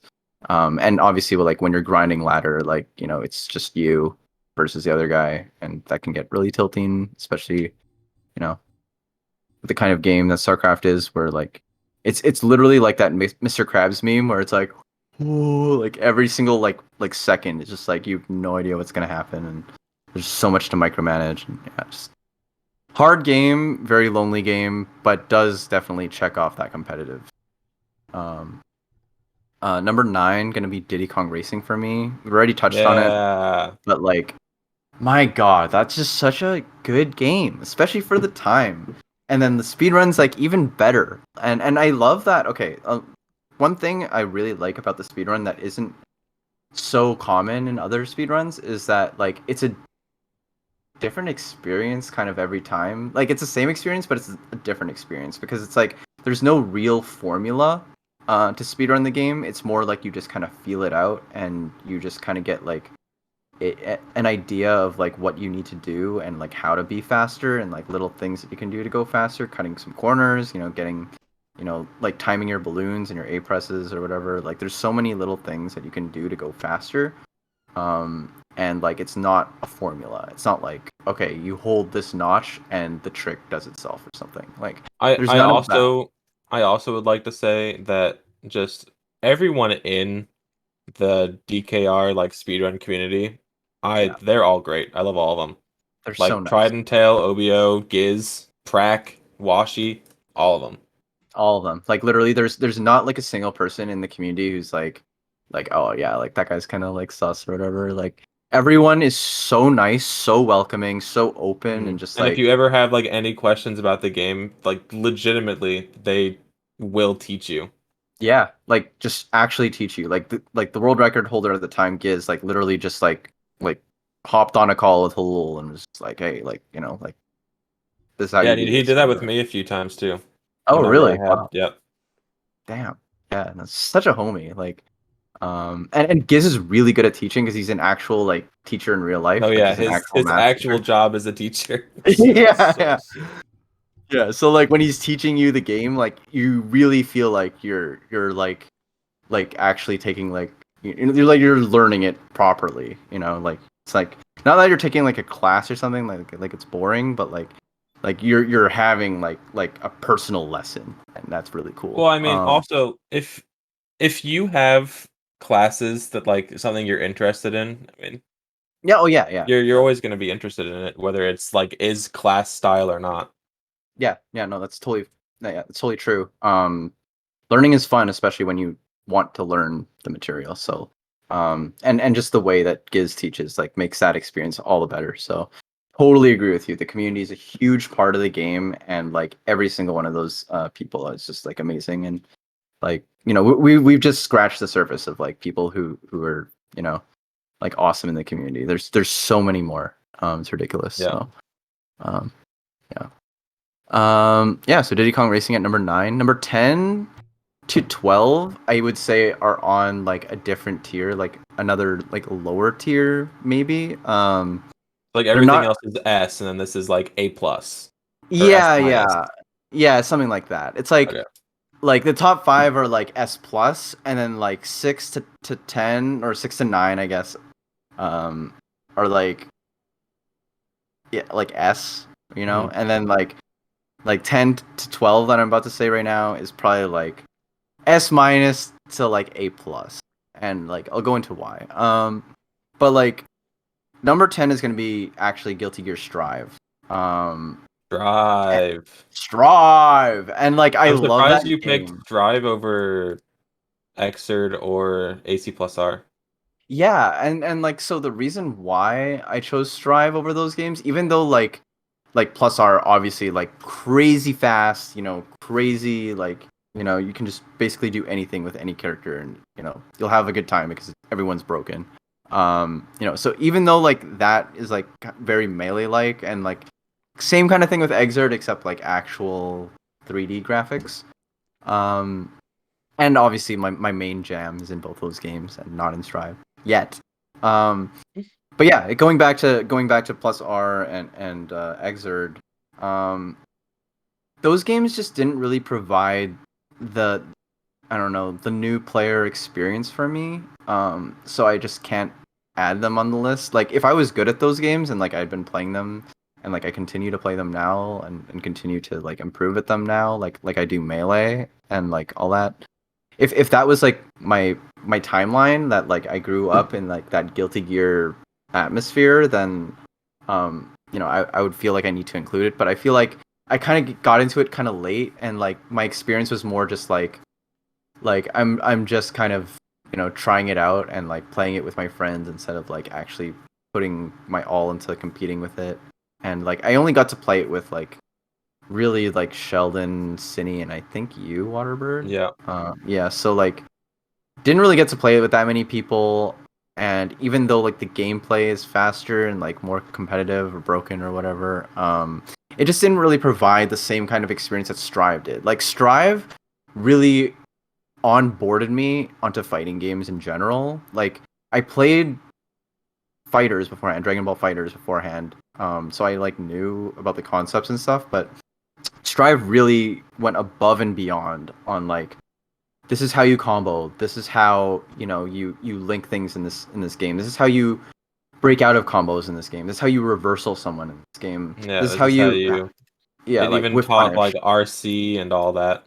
Yeah, exactly. Like it went like from the bottom to top, had great netcode all throughout. I mean, like sometimes you'd obviously run into someone with a bad connection. There's nothing you can really do about that. Rollback doesn't solve your bad connection. It just makes good connections great. Rollback doesn't solve Wi-Fi.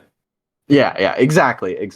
But yeah, like the experience that Strive gave me as a whole, like as a fighting game as a whole, it really gave me the complete package, and like I feel like I was still able to like improve even though I was bad, and then get to a point where like it's like, oh, like I can actually continue to improve and like get to a point where like maybe I could actually be pretty good at this game.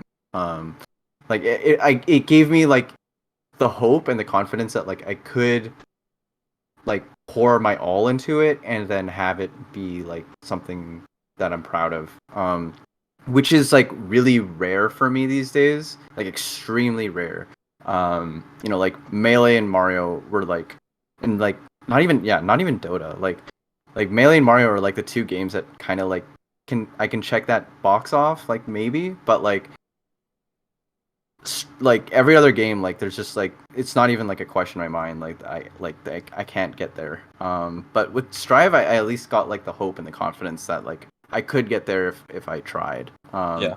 So like that whole experience for me was like amazing compared to Exerd and Plus R, which were more like just like I'm just like getting my feet wet in the game, and there's a whole bunch of crazy shit, but I just it's totally beyond me. So it wasn't really part of my experience. But and just quickly, like the reason why it's not a part of like the S and S plus tier of games on my list, I would say is because again, like you know, when netcode can be shoddy. I mean, that's like the case with any netcode game, but um, like the real reason is I feel like just the ranked experience, like climbing the ladder, wasn't that fun. Like it felt really stressful, and it like I don't know, like winning matches didn't feel rewarding, and losing matches felt really bad, especially when like I don't know, when I didn't know what was going on, or like I felt like the character was like I really was annoying. I was one game off Celestial at one point. Dang, really? Yeah, I was one win off Celestial and I lost. Fuck. You want to know who I lost to? Did you lose to Inago? Another Eno. Oh no way, I'm an man! Eno player and I lost the Eno Ditto to not make it into Celestial. That hurts. That hurts. I'm sorry. Damn. I'm sorry I had to go through that. At least you almost got to Celestial. You can like say like I was basically Celestial. True. Yeah. As Eno, by the way, who has been a low tier leading up to this point. I don't know if she's still a I low think she's tier. high tier now, but I haven't played Okay. in a little bit. Okay. Yeah. And then yeah, like the whole patch culture thing, like my main got like completely nerfed to the ground, and I was like, well, whatever, man. I remember, I remember you still linking like clips from that one Guilty Gear stream that you were running, and it was just the Happy Chaos just shooting each other. Yeah, just like They're just shooting each other across the stage. I'm like, what the fuck is this game? so ridiculous. So ridiculous. I don't think it's like that as much anymore. It's not. Yeah, but that was definitely an era. No, That's a really funny era in that game. yeah. It's like shoot the gun. Happy Chaos was a problem. But yeah, Guilty Gear Strive, fun game. Just to top it off, just fun game, very competitive.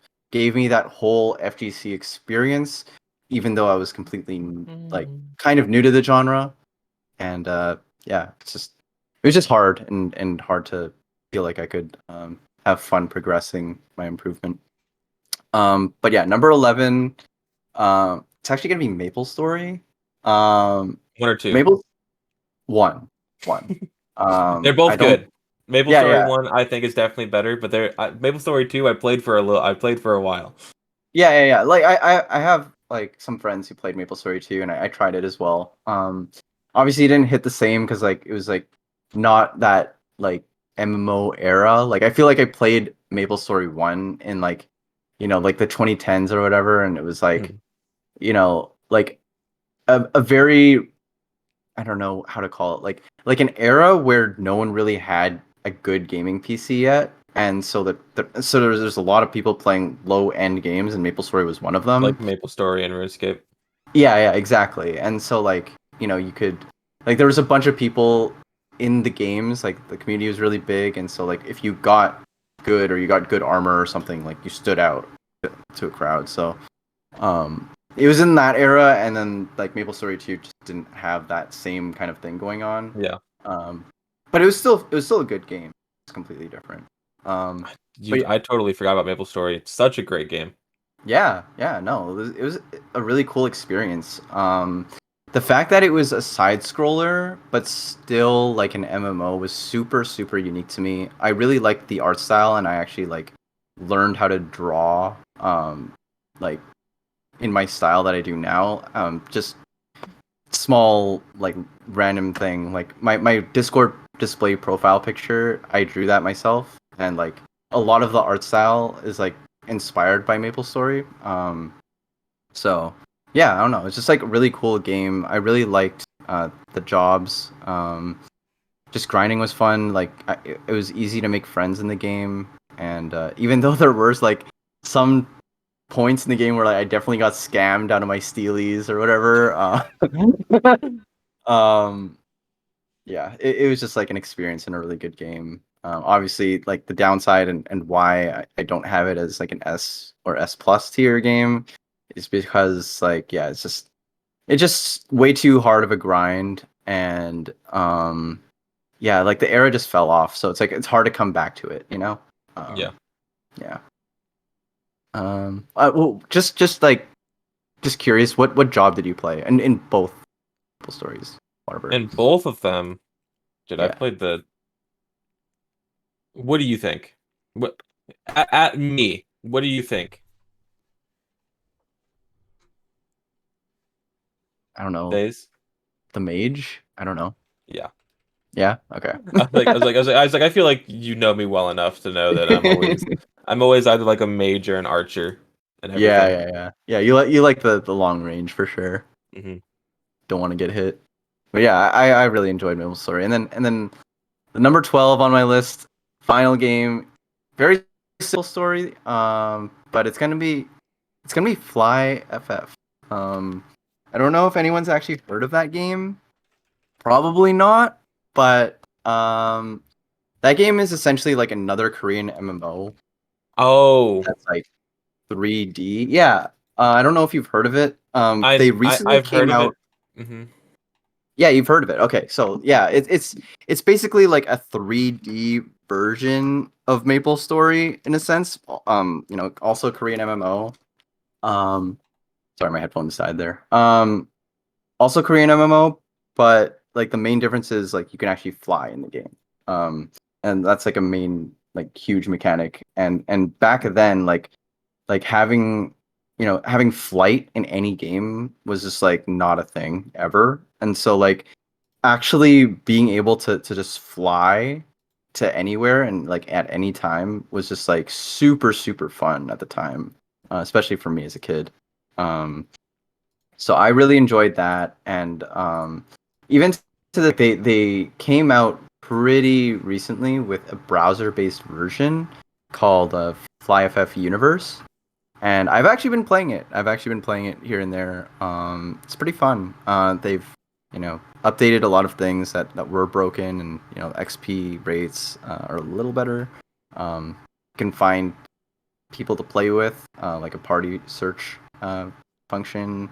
So there's a lot of like quality of life changes. There's some like buffs to classes that were just not functional, so like you can actually play them now. Yeah. So yeah, no, FlyFF.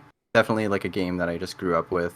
Had a lot of fun, and like as an aside, MapleStory and FlyFF are the reason why I am the kind of gamer that I am today.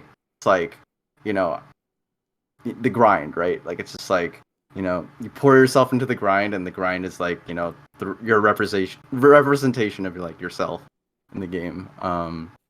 So it's like it really shaped a lot of like my philosophy when it comes to like playing games and stuff like that. And yeah, it was just like a fun experience.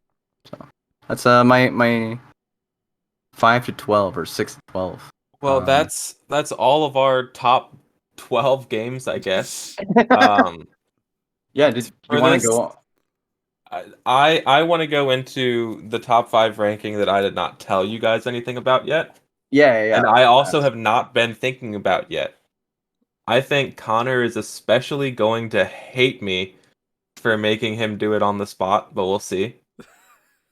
Top 5 music artists. Oh, Yeah. that's a good one. The only one I know for sure is my number one. My It's number hard. one is a Japanese artist named Yorishika. Oh yeah. I've been listening to her for a long time. I love all of her music. There's not one song she has ever come out with that I've disliked. I have a Got a great voice. playlist. I have a playlist named like Absolute Bangers that only has 150 songs on it, and I think it's like 42 of the songs are Yorishika songs, just because I love all of those songs. Damn. So that's my number one. Connor, do you know who your number one is? Dude, it's so hard to pick any of them for number one, man. Why do you do this to me? I knew you would Oh my especially hate me for this. God. He's struggling. Yeah, hang on. Let me. All right, I Jace, can do go you know? first. Yeah, Yeah, I can I'm go gonna get that first. Spotify rap picture just so like Days can understand why this is difficult to me. Yeah, Uh, yeah. No, I'm down. do you remember your Spotify rap by chance? Mine? Yeah, do you remember how many minutes you had on that? I don't remember off the top of my head. No. I had 245,000. Oh wow. Yeah. So So choosing an artist is impossible. Yeah, I yeah. also had a hell of a lot of minutes. Yeah. I had a But long time, but it was because I was like streaming. So like yeah. But yeah, go on. Sorry. I was gonna say, do you know what yours is? Yeah. My top one artist. It's hard for me. I would say because like the kind of music I listen to is like very sporadic. Like it's not like any one genre. Like it's just like all over the place. But I would say that I do have a top artist that I always go back to time and time again. Um, I would say my top one artist is Logic. Um, and it's like not necessarily because like his music is amazing or something. Like I do love his music. But like I'm not like only rap or something, like I love a lot of different kinds of music equally. But Logic in particular stands out to me because um I know his story, and his story like really inspired me in a very similar way like Siglemic kind of did, where it's like, okay, like you can start from nothing and become like the best, uncontested. Like you can become amazing as long as like you put in the work and the grind and you know your passion into it. And like his story is like just TLDR, super poor guy, and then you know asked his friend, he's working like two jobs at like grocery stores and like waiting tables or whatever, and he asked his friend like, yo, like let me live at your in your basement for like a year, and I'm just gonna focus on like this music shit, and I promise you I will hire you by the end of it, and like I will like pay you back everything and then some, and give you a career. And like he did it. Like he fucking just did it. Yeah, it's just absolutely insane. Love his lyricism, and like the message that he puts out in each song is like, you know, like follow your dreams, like, you know, work hard and like do your best, and like, you know, it's gonna come to you. Stuff like that. So it's just like really inspiring. So would definitely say, even though I don't listen to him a whole lot anymore, um, he's definitely my number one artist because I just really like his story and he really inspired me. Connor, All right. were you able to think? All right.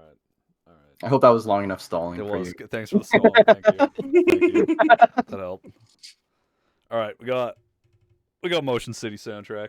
Motion City soundtrack. It's what I expected. Yeah, that's the number one was honestly the easiest part. It was after that Yeah. it becomes really difficult. I very much expected the easy Motion City soundtrack from you. Very free guess. It's been my number one artist for a fucking long time now.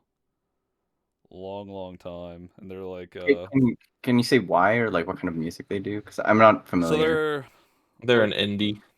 they're like pop punk emo, from like early 2000s. Nice.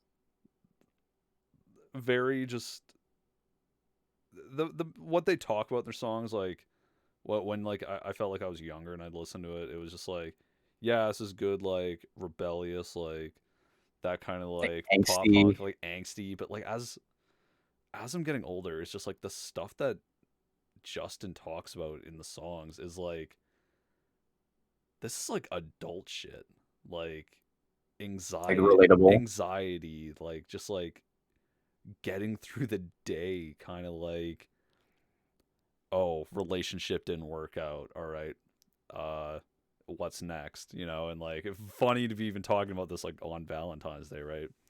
I But didn't even like think about one that. of their songs, like Broken Heart, the entire thing in the song is like, you have to just get used to that heartbreak. And by the end of the song, like he says, like, you'll never get used to it. You just have to live with it. Damn. Which is like, you know what? Yeah, you're not going to get used to that. Like it's always going to be a fresh feeling when it happens. Yeah. But you just live with it, right?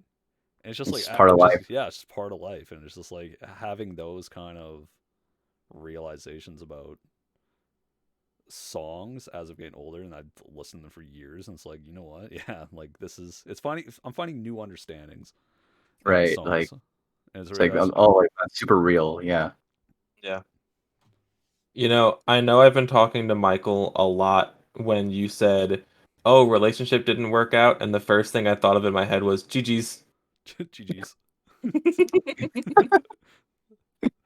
Second thing is you trying to get me to download some mobile game. Oh yeah, Bang Dream. Bang Dream.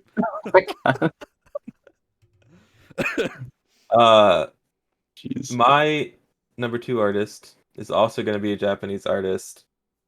I'm between two. I'm just gonna have to pick one, aren't I?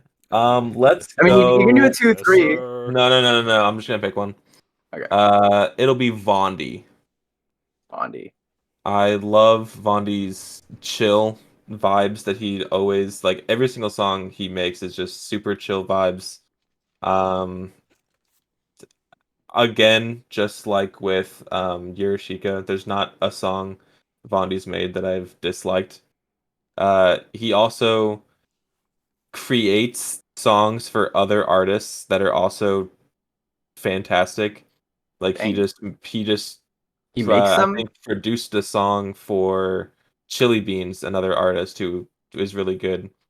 Wow. My most listened to song on Spotify last year, which had 1,900 listens, I think, in the entire year from me, was also produced by Vondi. Mm. So Is he mainly a producer everything he or does is he great. sings as well Both. or both? Wow. Yeah, complete Um, package. when he produces songs, he usually doesn't sing in them. He just does the like all the production All the and like mixing, mastering. yeah, Yeah. all of that, and he does like the songwriting usually for things like that too. Wow. But Talented guy. he also creates his own music and it's all great. So yeah, Vondi's gonna be my number two. I actually didn't have I heard songs from Vondi? Like it doesn't ring a bell. Like You've definitely Yorushika 100%. you have definitely heard at least one from Vondi. Okay. Uh, Okay. and I know which Mm. one it is. I could show you really quick so you can know who it is. I'll post it in podcast. But yeah, you definitely know this song. Oh yeah, yeah. No. I know this song. Yeah. So that's Vondi. Oh yeah, yeah. I'm already banging out. We can see the headbang going on. Yeah, yeah. Jamming. No, yeah, super chill artist. I love that song. It's a great song. Do you know Uh, who your number two is, Days? I do, I do. So my number two is actually probably gonna be Daft Punk. Um, Oh, hell yeah. yeah, yeah. I really like I Daft Punk. Before Like, you say anything, I need to know, and if this answer is a no, we're doing a movie night with this movie. Have you seen Interstellar 5555? I actually haven't. I You know what actually that is haven't. though, right? Yeah, no, no. It's like that anime or whatever that Yeah, is so featured Daft in One More Time's music video, right? Am I right? yes. Yeah. Okay. So to go along with Daft Punk's what album was it? I can't think of what album it is. Oh The gosh. album that had One More Time, Harder, Better, Faster, Stronger, Night Vision, all of that. Yeah. I don't remember what the album's name is. Like Digital Love, all that. But um to go along the with the uh with the album was this movie. It was created to go along with the album. Oh, it was actually like for Daft Punk's Yes. album. It wasn't like the Yes. other way around. Yeah. Okay. Wow. There's no they do not talk in the movie. No one talks in the movie. It's just like a story of them doing things in the movie going along with the music. That's crazy. It's a great movie. I I'm love it. I'm down. I'm down to see it sometime. By the way, the album is Alive 2007, Yeah. if I'm correct. No, because it came out in like 2003. Oh, so maybe it's Human After All? I can look. No, it's not. But yeah, Isn't it that's Discovery that came out in 2001? yes, I'm sure it's probably Discovery. Okay, yeah, no, it is Discovery. But yeah, that's your number two. Yeah, yeah, yeah, I would definitely say it's my number two. Just I really like the wide variety of like their music, but at the same time, like it's very like it feels like there's a lot of variety in their music, but at the same time, it's like all kind of like the same flavor, if that makes sense.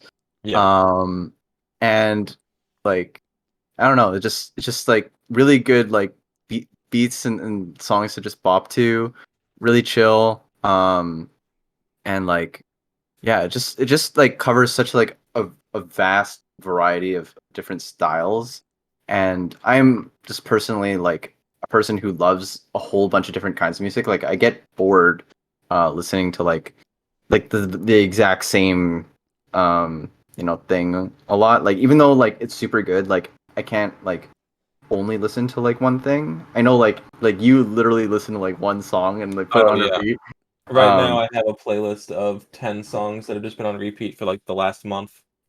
yeah, like the thing is like I can do that, but the thing is like those ruin the songs for me, and I don't know what it is. Maybe it's because um I used to dance a lot, and so like whatever song that like I made choreography to, or like was dancing to or something, like I would listen to like over and over and over and over and over again, and like would have, and like that song would just become like just part of like the movement, and so like I don't know, it just like divorced like all of the like the feelings away from it. So like I try my best not to listen to it, You're listen to songs like that much, so that yeah, that doesn't happen to me. you're not the weird one for uh not being able to like listen to songs on repeat without getting sick of them. I'm one of the only people I know that can listen to a song on repeat for 1,800 times in a year and My still absolutely love the song and still have it on that 10-song playlist with these songs and still love it every single time.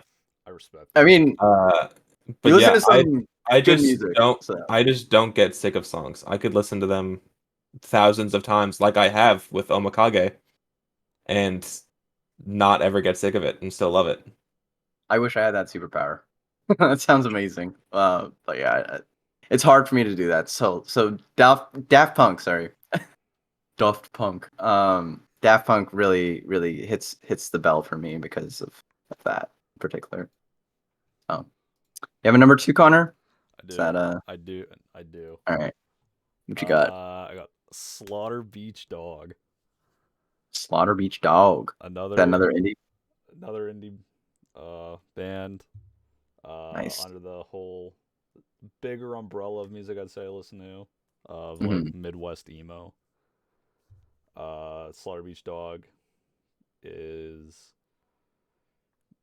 could be number one, honestly. I think just like Motion C has such a tight grasp on number one though that like they won't be anything else. But if they just weren't in the picture at all, then yeah, Slaughter Beach would be there. They're kind of interchangeable with modern baseball even. Yeah. Another I band just do because like I they do are. like Sorry. Sorry, I was gonna say I do like those bands a lot. I know you've shown me both of those bands before, and I do have songs from. Well, I have songs from all three of them on some of my playlists. Yeah, Dang. And what do you mean by like it goes well with baseball, or like what? modern baseball. Another like emo band. Yeah, that's Okay. another When band. they went on like an indefinite hiatus, two of the members made Slaughter Beach Dog, Oh, that's cool. That's and cool. That's a cool modern little story. baseball like is still indefinitely like done, but Slaughter Beach is making music, and it's so sick. I love their sound.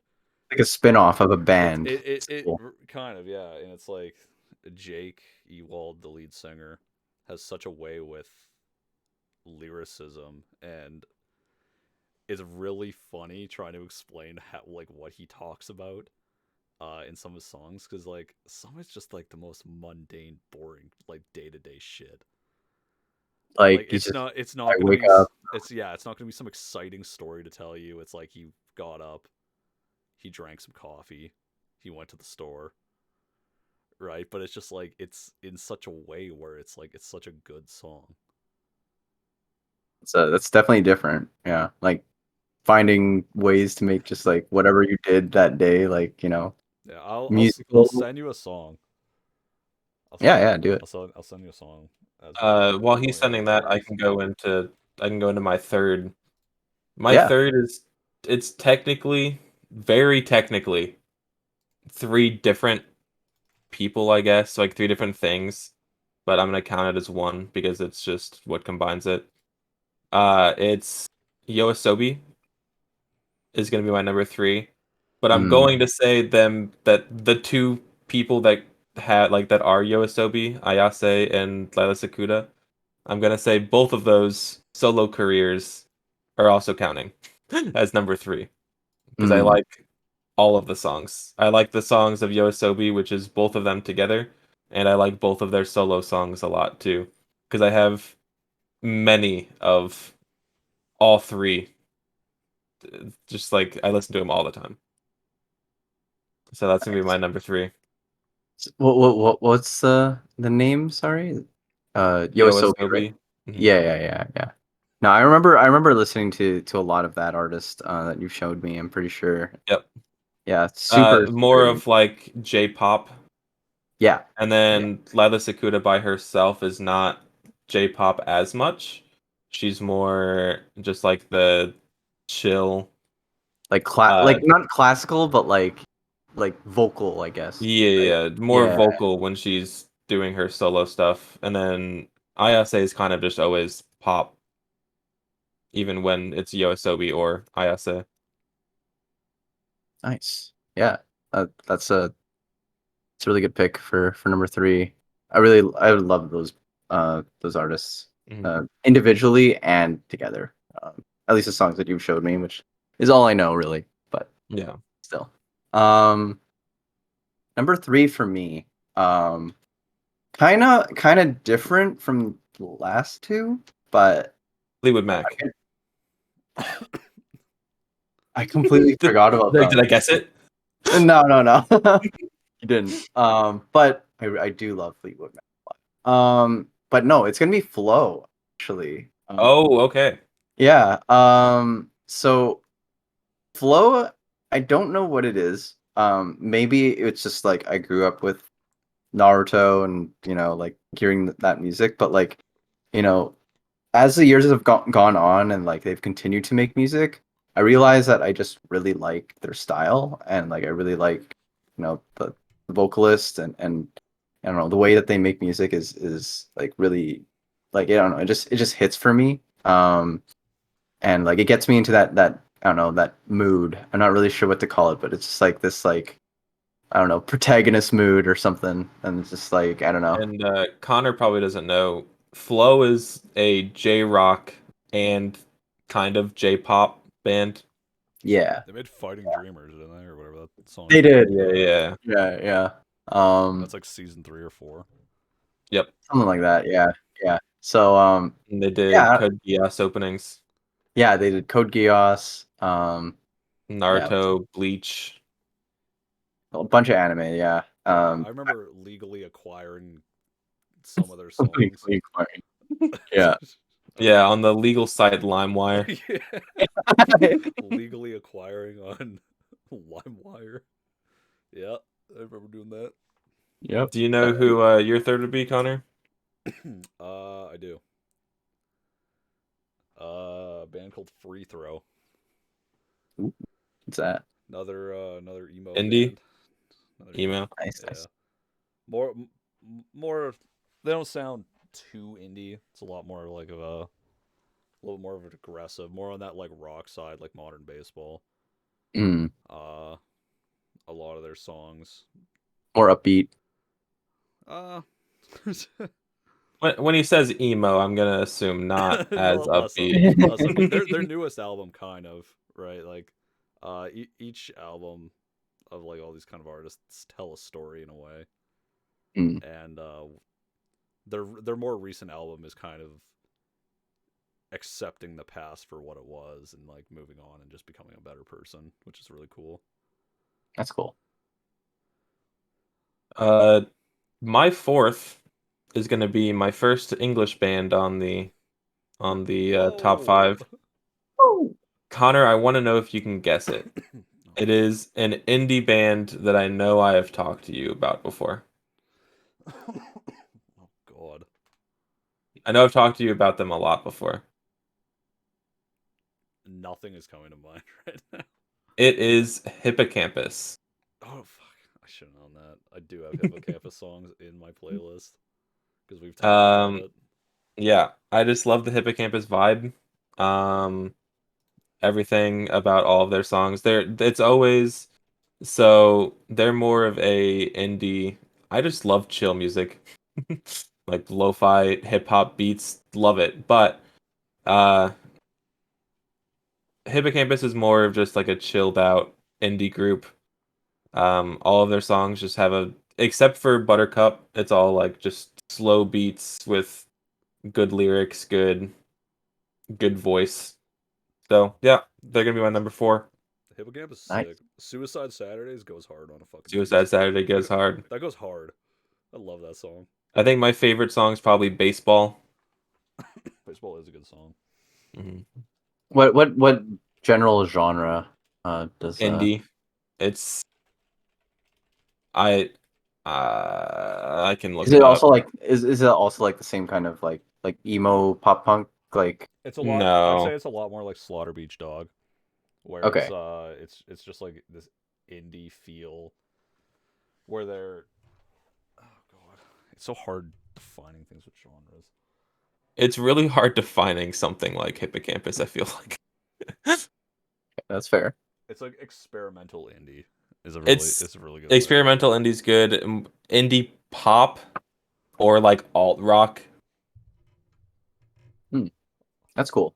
Yeah, I would enjoy listening to some of this kinds of music. Like I was just listening actually to some of the Slaughter Beach Dog stuff that you were linking in our podcast channel here, and yeah, it's definitely stuff that like I would definitely get behind. Like this is kind of stuff that I listen to when I'm feeling like a little like I don't know, like not like sad or something like that, but it's more just like um sorry, what did you say something? I was like, hey, feeling a little sad. I got a playlist for you. God. I got a playlist for you. Oh, let's go. Let's go. But yeah, and I don't know if it's sadness, but it's definitely like it's more like disappointment in myself, I would say. It's more like I don't know. It's not like I'm sad, but it's more like I don't know. I'm just not feeling good in general. So like Just a lot of like self-deprecation kind of stuff. yeah, kind of like that. Yeah. I think that pretty much hits the nail on the head there. But yeah, no, I like that kind of music. So yeah, I'm down. What was the band name you said again? For mine, Yeah, Hippocampus. Hippocampus. Okay, yeah, let me write that down. That out. Uh, do you know what your number 4 would be? My number four. Yeah. Yeah. So my number four. Just put it up here. Here it is. So not my number four. I don't know. Call me a basic bitch or whatever, but I have Nuhabes as my number four. Sounds good, basic bitch. Just- I don't know. Like I love like the Samurai Champloo soundtrack and Oh yeah. um I was completely joking, obviously. no yeah. Um and yeah, like a lot of Nahabe's music really was the introduction to lo-fi for me. Like I'd never heard lo-fi before hearing Feather by Nuhabes. And yeah, it was just like or like World's End Rhapsody, and like I discovered a lot of this music through Siglam Extreme and stuff like that. So yeah, it just like kind of holds like a special place in my heart because like it was like a completely new genre of music that I'd never heard before at the time, and it was really good. And then I went to go like seek out this artist more, and then found out that he'd obviously passed away, and so like I got super sad, and then I was like, okay, well, like I have to like enjoy the music that he's left behind, and so like I've definitely done that, and so I would definitely put him as my number four. Um, yeah, Good I pick, really good like pick. that music. Oh. Hey, good answer. Good answer. Connor? Hey, You got number four? coming in number 4, we got the Wonder Years. Ooh, The yep, Wonder Years. I like that. Very, very good pop punk emo band. Nice. Always love telling people the fact that lead singer used to be like a teacher, Oh, real? and he quit his Like high job. school? Yeah, he taught K through 12, Oh, wow. and Cool. so he was a teacher at whatever school he taught at, and he quit to like pursue his music, which is so sick.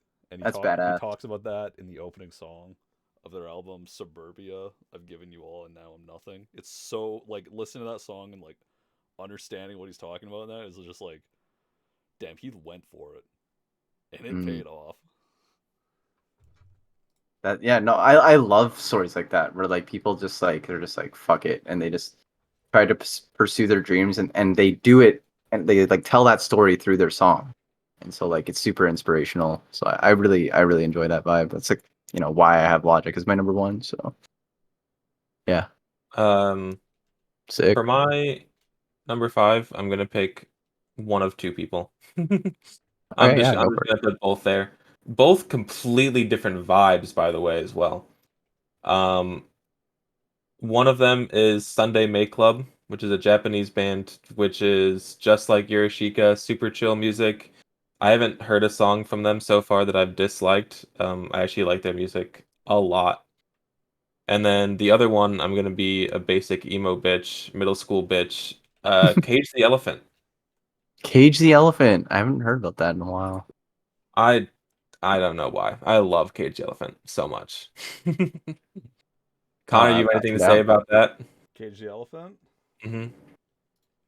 Go on, let me see. I think I have a few other songs. That's what matters. As long as you have a few of them. I haven't listened to them in a while, but like "Ain't No Rest for the Wicked" is just like that just goes hard, dude. Oh, Like I love that song. I don't know what it is. But that just like hits um like a really like I don't know. It's just like a very certain expression, very certain mood. I really like it. So yeah. it's good. So that's my top 5 days. Do you want to go into your number 5? I'm Do you want gonna. to just sorry, do you want to just like recap your top five from one to five real quick? Oh shit, I have to remember them all. Okay. Number 1 was Yorushika. Yeah, Number 2 was Vondi. Bondi, right? Yeah. Mhm. 3 is the combination of Yoasobi, ISA, and Lila Sakuda, who both of those last two I said create Yoasobi. Mm, Um, 4 is Hippocampus, and then 5 is either Sunday Make Club or Cage Elephant. okay, nice. That's a solid top five. Like really good Japanese artists, some really good indie bands, and then like yeah, just really chill music all throughout. It's a Yeah. really good top five artists. While you go over your top 5, I'm gonna be gone for literally just a few seconds. All good. I need to get visuals for top 5 manga, which is gonna be a very quick top 5, so I'm just kind of gonna go through it barely. But I'll be back in a second. Okay, yeah, do it. Okay, so yeah, I'll just go through my top five. I haven't said my fifth yet, but I'll do that when I get there. So my number one was Logic. My number two was Daft Punk. Number three was Flow, and number four was New Habes. And honestly, number five comes in super close. Um, and it's really, really hard for me. But I don't know. I'm probably just gonna have to say Linkin Park because yeah, like I don't know if it's probably like a basic bitch answer, but Linkin Park, um, especially back like Ooh, in like sorry, I middle came school back and era. all I heard was Linkin Park, and I'm down for it. Yeah, dude, like I don't know if that's like a basic bitch answer. Maybe it is, maybe it isn't, but like I don't know, like that era of time, like the early 2000s when like Meteora came out and stuff like that. Like I was just like grade 7 or something like that. Yeah, like it was just like really, really dope and like really spoke to me in a lot of ways and like as well like unlocked that protagonist mood or whatever. So and that Yeah. was like the first time I've ever like felt that from a song. So yeah, really really enjoy Linkin Park and was very very sad to hear that Chester passed away obviously, but um like M Shinoda's still around and like he does Fort Minor. So it's Mhm. like kind of like a spin-off of a band, and I would definitely put like Fort Minor as like as well like number 5 or 5.5 kind of thing. But yeah, it's my top five. One being Logic, two being Daft Punk, three being Flow, four being New Habes, and five Park. Connor, what is your top 5 artists? Top 5? Alright. Start with Motion City, Slaughter Beach, Mhm. Free Throw, Wonder Years. 5 is really hard. Because there's a lot of like good bands that I think. I've never heard of that band before. It's called Really Hard. Really hard. Yeah, I was thinking that. I mean that I'm sure there's an emo band called that, I'll be honest. Oh, I'm sure there is. Like literally searching it up right now. Oh yeah. So I have written down, I got American football. Oh, I really like, yeah. One of the goats, I've heard of that. One of the goats of math rock. I got Hot Mulligan, Front Bottoms, Charmer, and Joyce Manor. Can't decide which one of Ooh, those. all of those would be really good picks. They're all super good.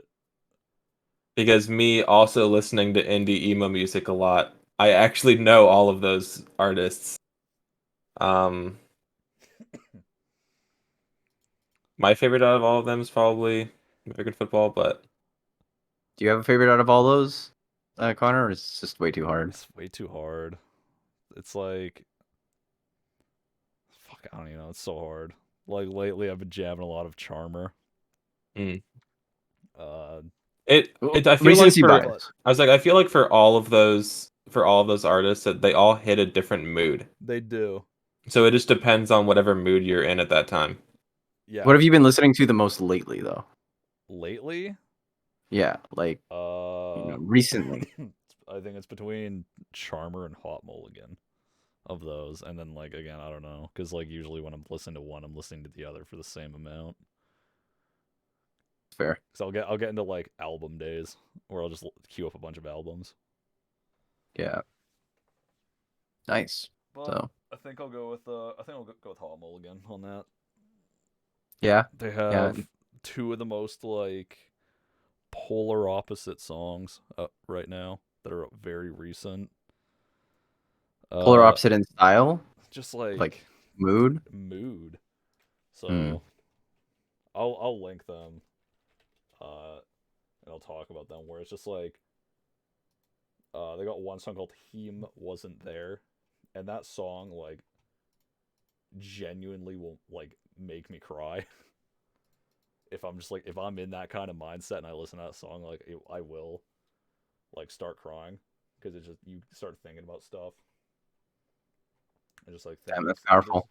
very powerful. And then their other song with like on brand with the whole like emo songs, just naming their shit just whatever.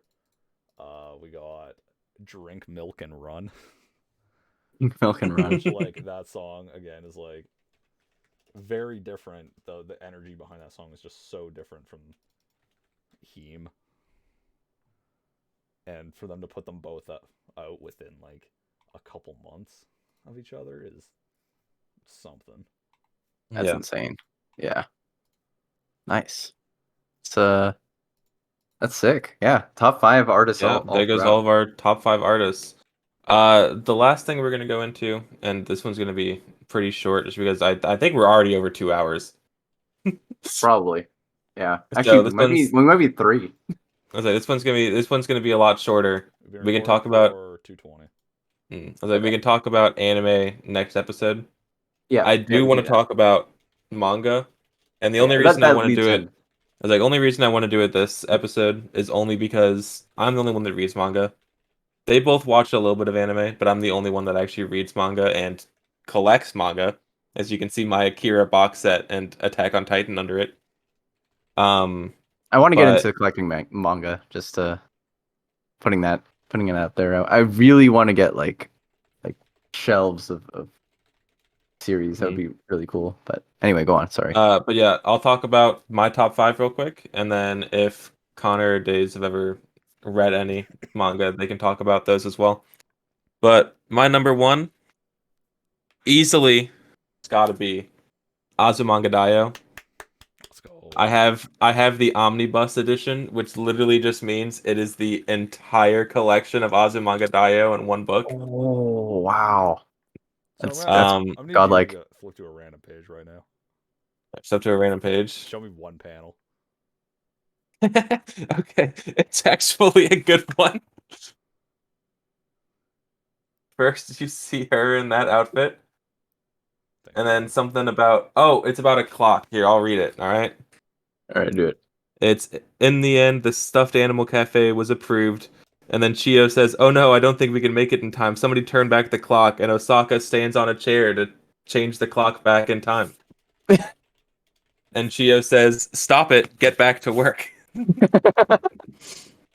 Azumanga Daioh is just it's a 4 coma, which just means all of the stories are just in 4 columns, like four 4 panels or 4 panels in 1 column.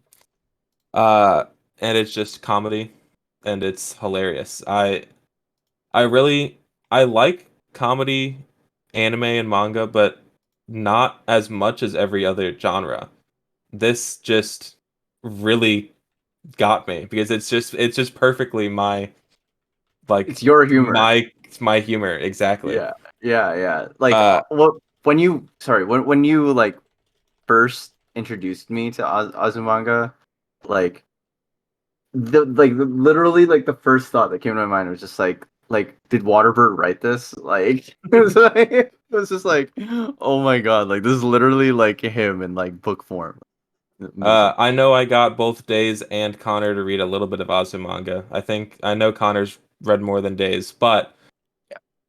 for people that don't really read manga, getting them to read that was really good. What do you think about it, Connor? It's so funny. It's just those Really clever, funny It as is. well. It's very clever, Yeah. funny. Yeah, and very simple, like while doing it all. So it's just like I don't know. It's just like the perfect combination of like I don't know, just like really good humor all throughout. Just very clever, really well done. Yep. The next two in my list both are my favorite genre, slice of life. Number two has got to be Frieren. What is the English title? I don't even know. Frieren Beyond Journey's End. I just know it is so no Frieren. But the basically what this is about is a mage named Frieren that basically just lives a much longer lifetime than humans and everything. Mm. And so the very first chapter of this manga made me cry. But it's about it like goes through Frieren's life like very quickly. And like I mean this one human's life very quickly with Frieren. They went and like killed this demon king. Uh the human obviously only lived to like 80 years old, and they all went to his funeral, and Frieren was just talking about how she didn't get to know him very much because he just lived much shorter than she did, basically. And like all of this stuff, how she should have maybe like known him better, and about how he was in love with her and all of this. But other than that, after that, it's just about her meeting these two other people and going to fight the Demon King again and all of their stories along the way. Dang. Very good slice of life. I know it's one of my other friends' favorites. You guys both know Jeremy. It's Jeremy's favorite manga. Oh, really? Okay, that's cool.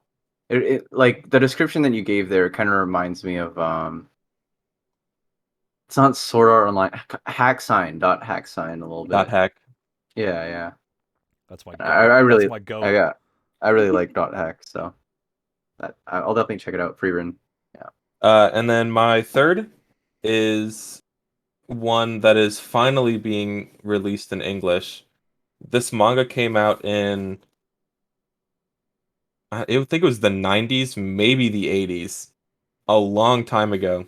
Very good slice of life. It got an English translation online, but they just now finally started putting out the actual like paperback copies of it in English because they'd never done that before. So this is the only one they have out so far, but I've read the whole series and the translations. It's Yokohama Kaidaishi Kiko. You know what that translates to at all, or? Sure don't. I do. It's Yokohama Shopping Log. Oh, I see. Okay. Yeah. Oh, what's that Um, about? it is this one is super slice of life. It's Okay. just this person living their life. And when I say person, I mean she is a robot that has like feelings and everything. So she's basically a person. Like an But android. yeah, she's an android, but basically a person. And she runs this cafe in this like super small town, and it's literally just her like living her life. Her owner like left her the shop, and like at one point gives her a camera and is just like, here, go out and take pictures. And she's like, I will. She goes out, takes pictures, loves it.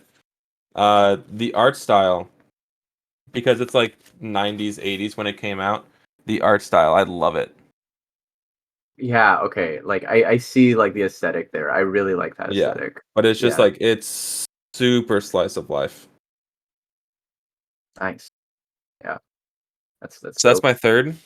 Number four, getting into my brother has the first volume because I'm making him read it. It's Monster. Ooh, I've heard of this. Um, this is a thriller, very, very much thriller. Extremely good. It's about this. Oh God, I'm so bad at explanations. It's all good. I did really bad at explaining Sosa no Frieren, by the way. But we'll just go past that.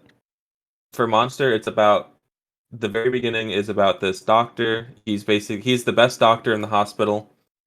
Um, and then there's two people that come in. He's about to go into operation on this kid, Okay. and as he's about to go into operation on this kid, the mayor also got shot, and Oh, so the like director of the hospital told him to go to the mayor, not to the kid. And he was like, "No, the kid was here first. He needs more attention than the mayor does. Someone else can go to the mayor." So he goes to the kid, saves the kid. Yeah, he saves the kid, doesn't save the mayor. His boss doesn't fire him, but just basically just it just says he's never going to promote him ever because he did this and didn't go save the mayor. yeah. Um, and then it skips forward a few years, and we learn that the kid he saved is ends up being like a serial killer, and Oh, he's he's acting as the doctor that saved him. So like the thriller part of Monster, and like it's just a fantastic like manga and anime hmm. is he's running away from the law because they think it's him that's killing all these people, and he's trying to figure out why the kid's doing this and like where he is and like what he's gonna do next and all of this. Damn. That's Mhm. that's pretty crazy. Like I was not expecting that, but yeah, that's Yeah. damn. I'll have to And check it then out. my number five is, and I don't own any of this yet, but I will eventually, and it's gonna take up an entire goddamn bookcase. Is One Piece. Oh, One Piece. Number five, One Piece. Dang, that's Yeah. crazy. The other four above it then are just like hmm absolutely insane amazing then. Uh, I mean, I know there's, Azumanga is I was like, amazing, but there's not much to say for One Piece other than like what has everyone always talks about. well, what does It's everyone great. always talk about? Like, what The do they say? storytelling is great. All of the every single character he gives backstory to, and it's all great. There's maybe been like one character in the entire like 1100 volumes of the manga that I have disliked. Every other character I've loved, and the backstory he gives them is great. Uh, Again, storytelling is fantastic. Characters are great. The fights are amazing. There's really not much else to say other than Nico Robin is best character.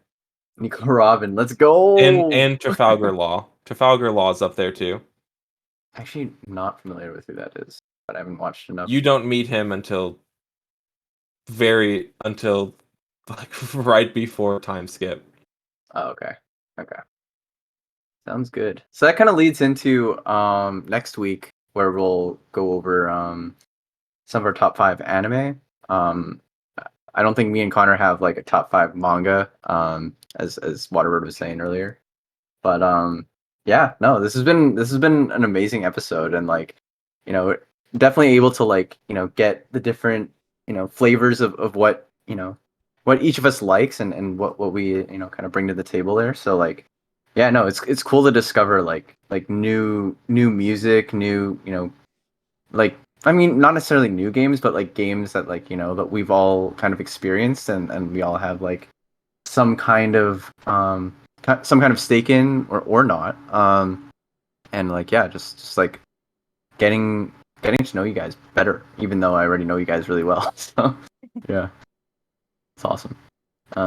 Any words from you, Connor? Close it as we close out here. I don't think I have too much else to say. It's been a good night, boys. I do have one question for Connor. You Uh-oh. said the goat to dot hack. Isn't dot hack one of the ones you said you like read a little bit of? Is that even a I've manga? read. They have Yeah. a few books. Because when you said it was the goat, I was like, isn't that one of the ones you told me you've read? Yeah, the actual manga I've like read the most of was Dragon Ball. Nice. It's a good one. Alrighty. Well, coincidentally, my food is here. Oh, Perfect timing. Perfect timing. That's So, good. thank you all for watching this next episode of the Conrin cast. CawnrinBird cast, sorry. Dude, just I don't know, I can't get it right, dude. But thank you for watching the second episode. Appreciate it. Appreciate you all, and we'll be back again. That's it. Bye. Bye, everyone. One of these days, I won't butcher the intro and the You can't outro. even talk. I can't even talk anymore. All right, goodbye, everyone. Bye. All right.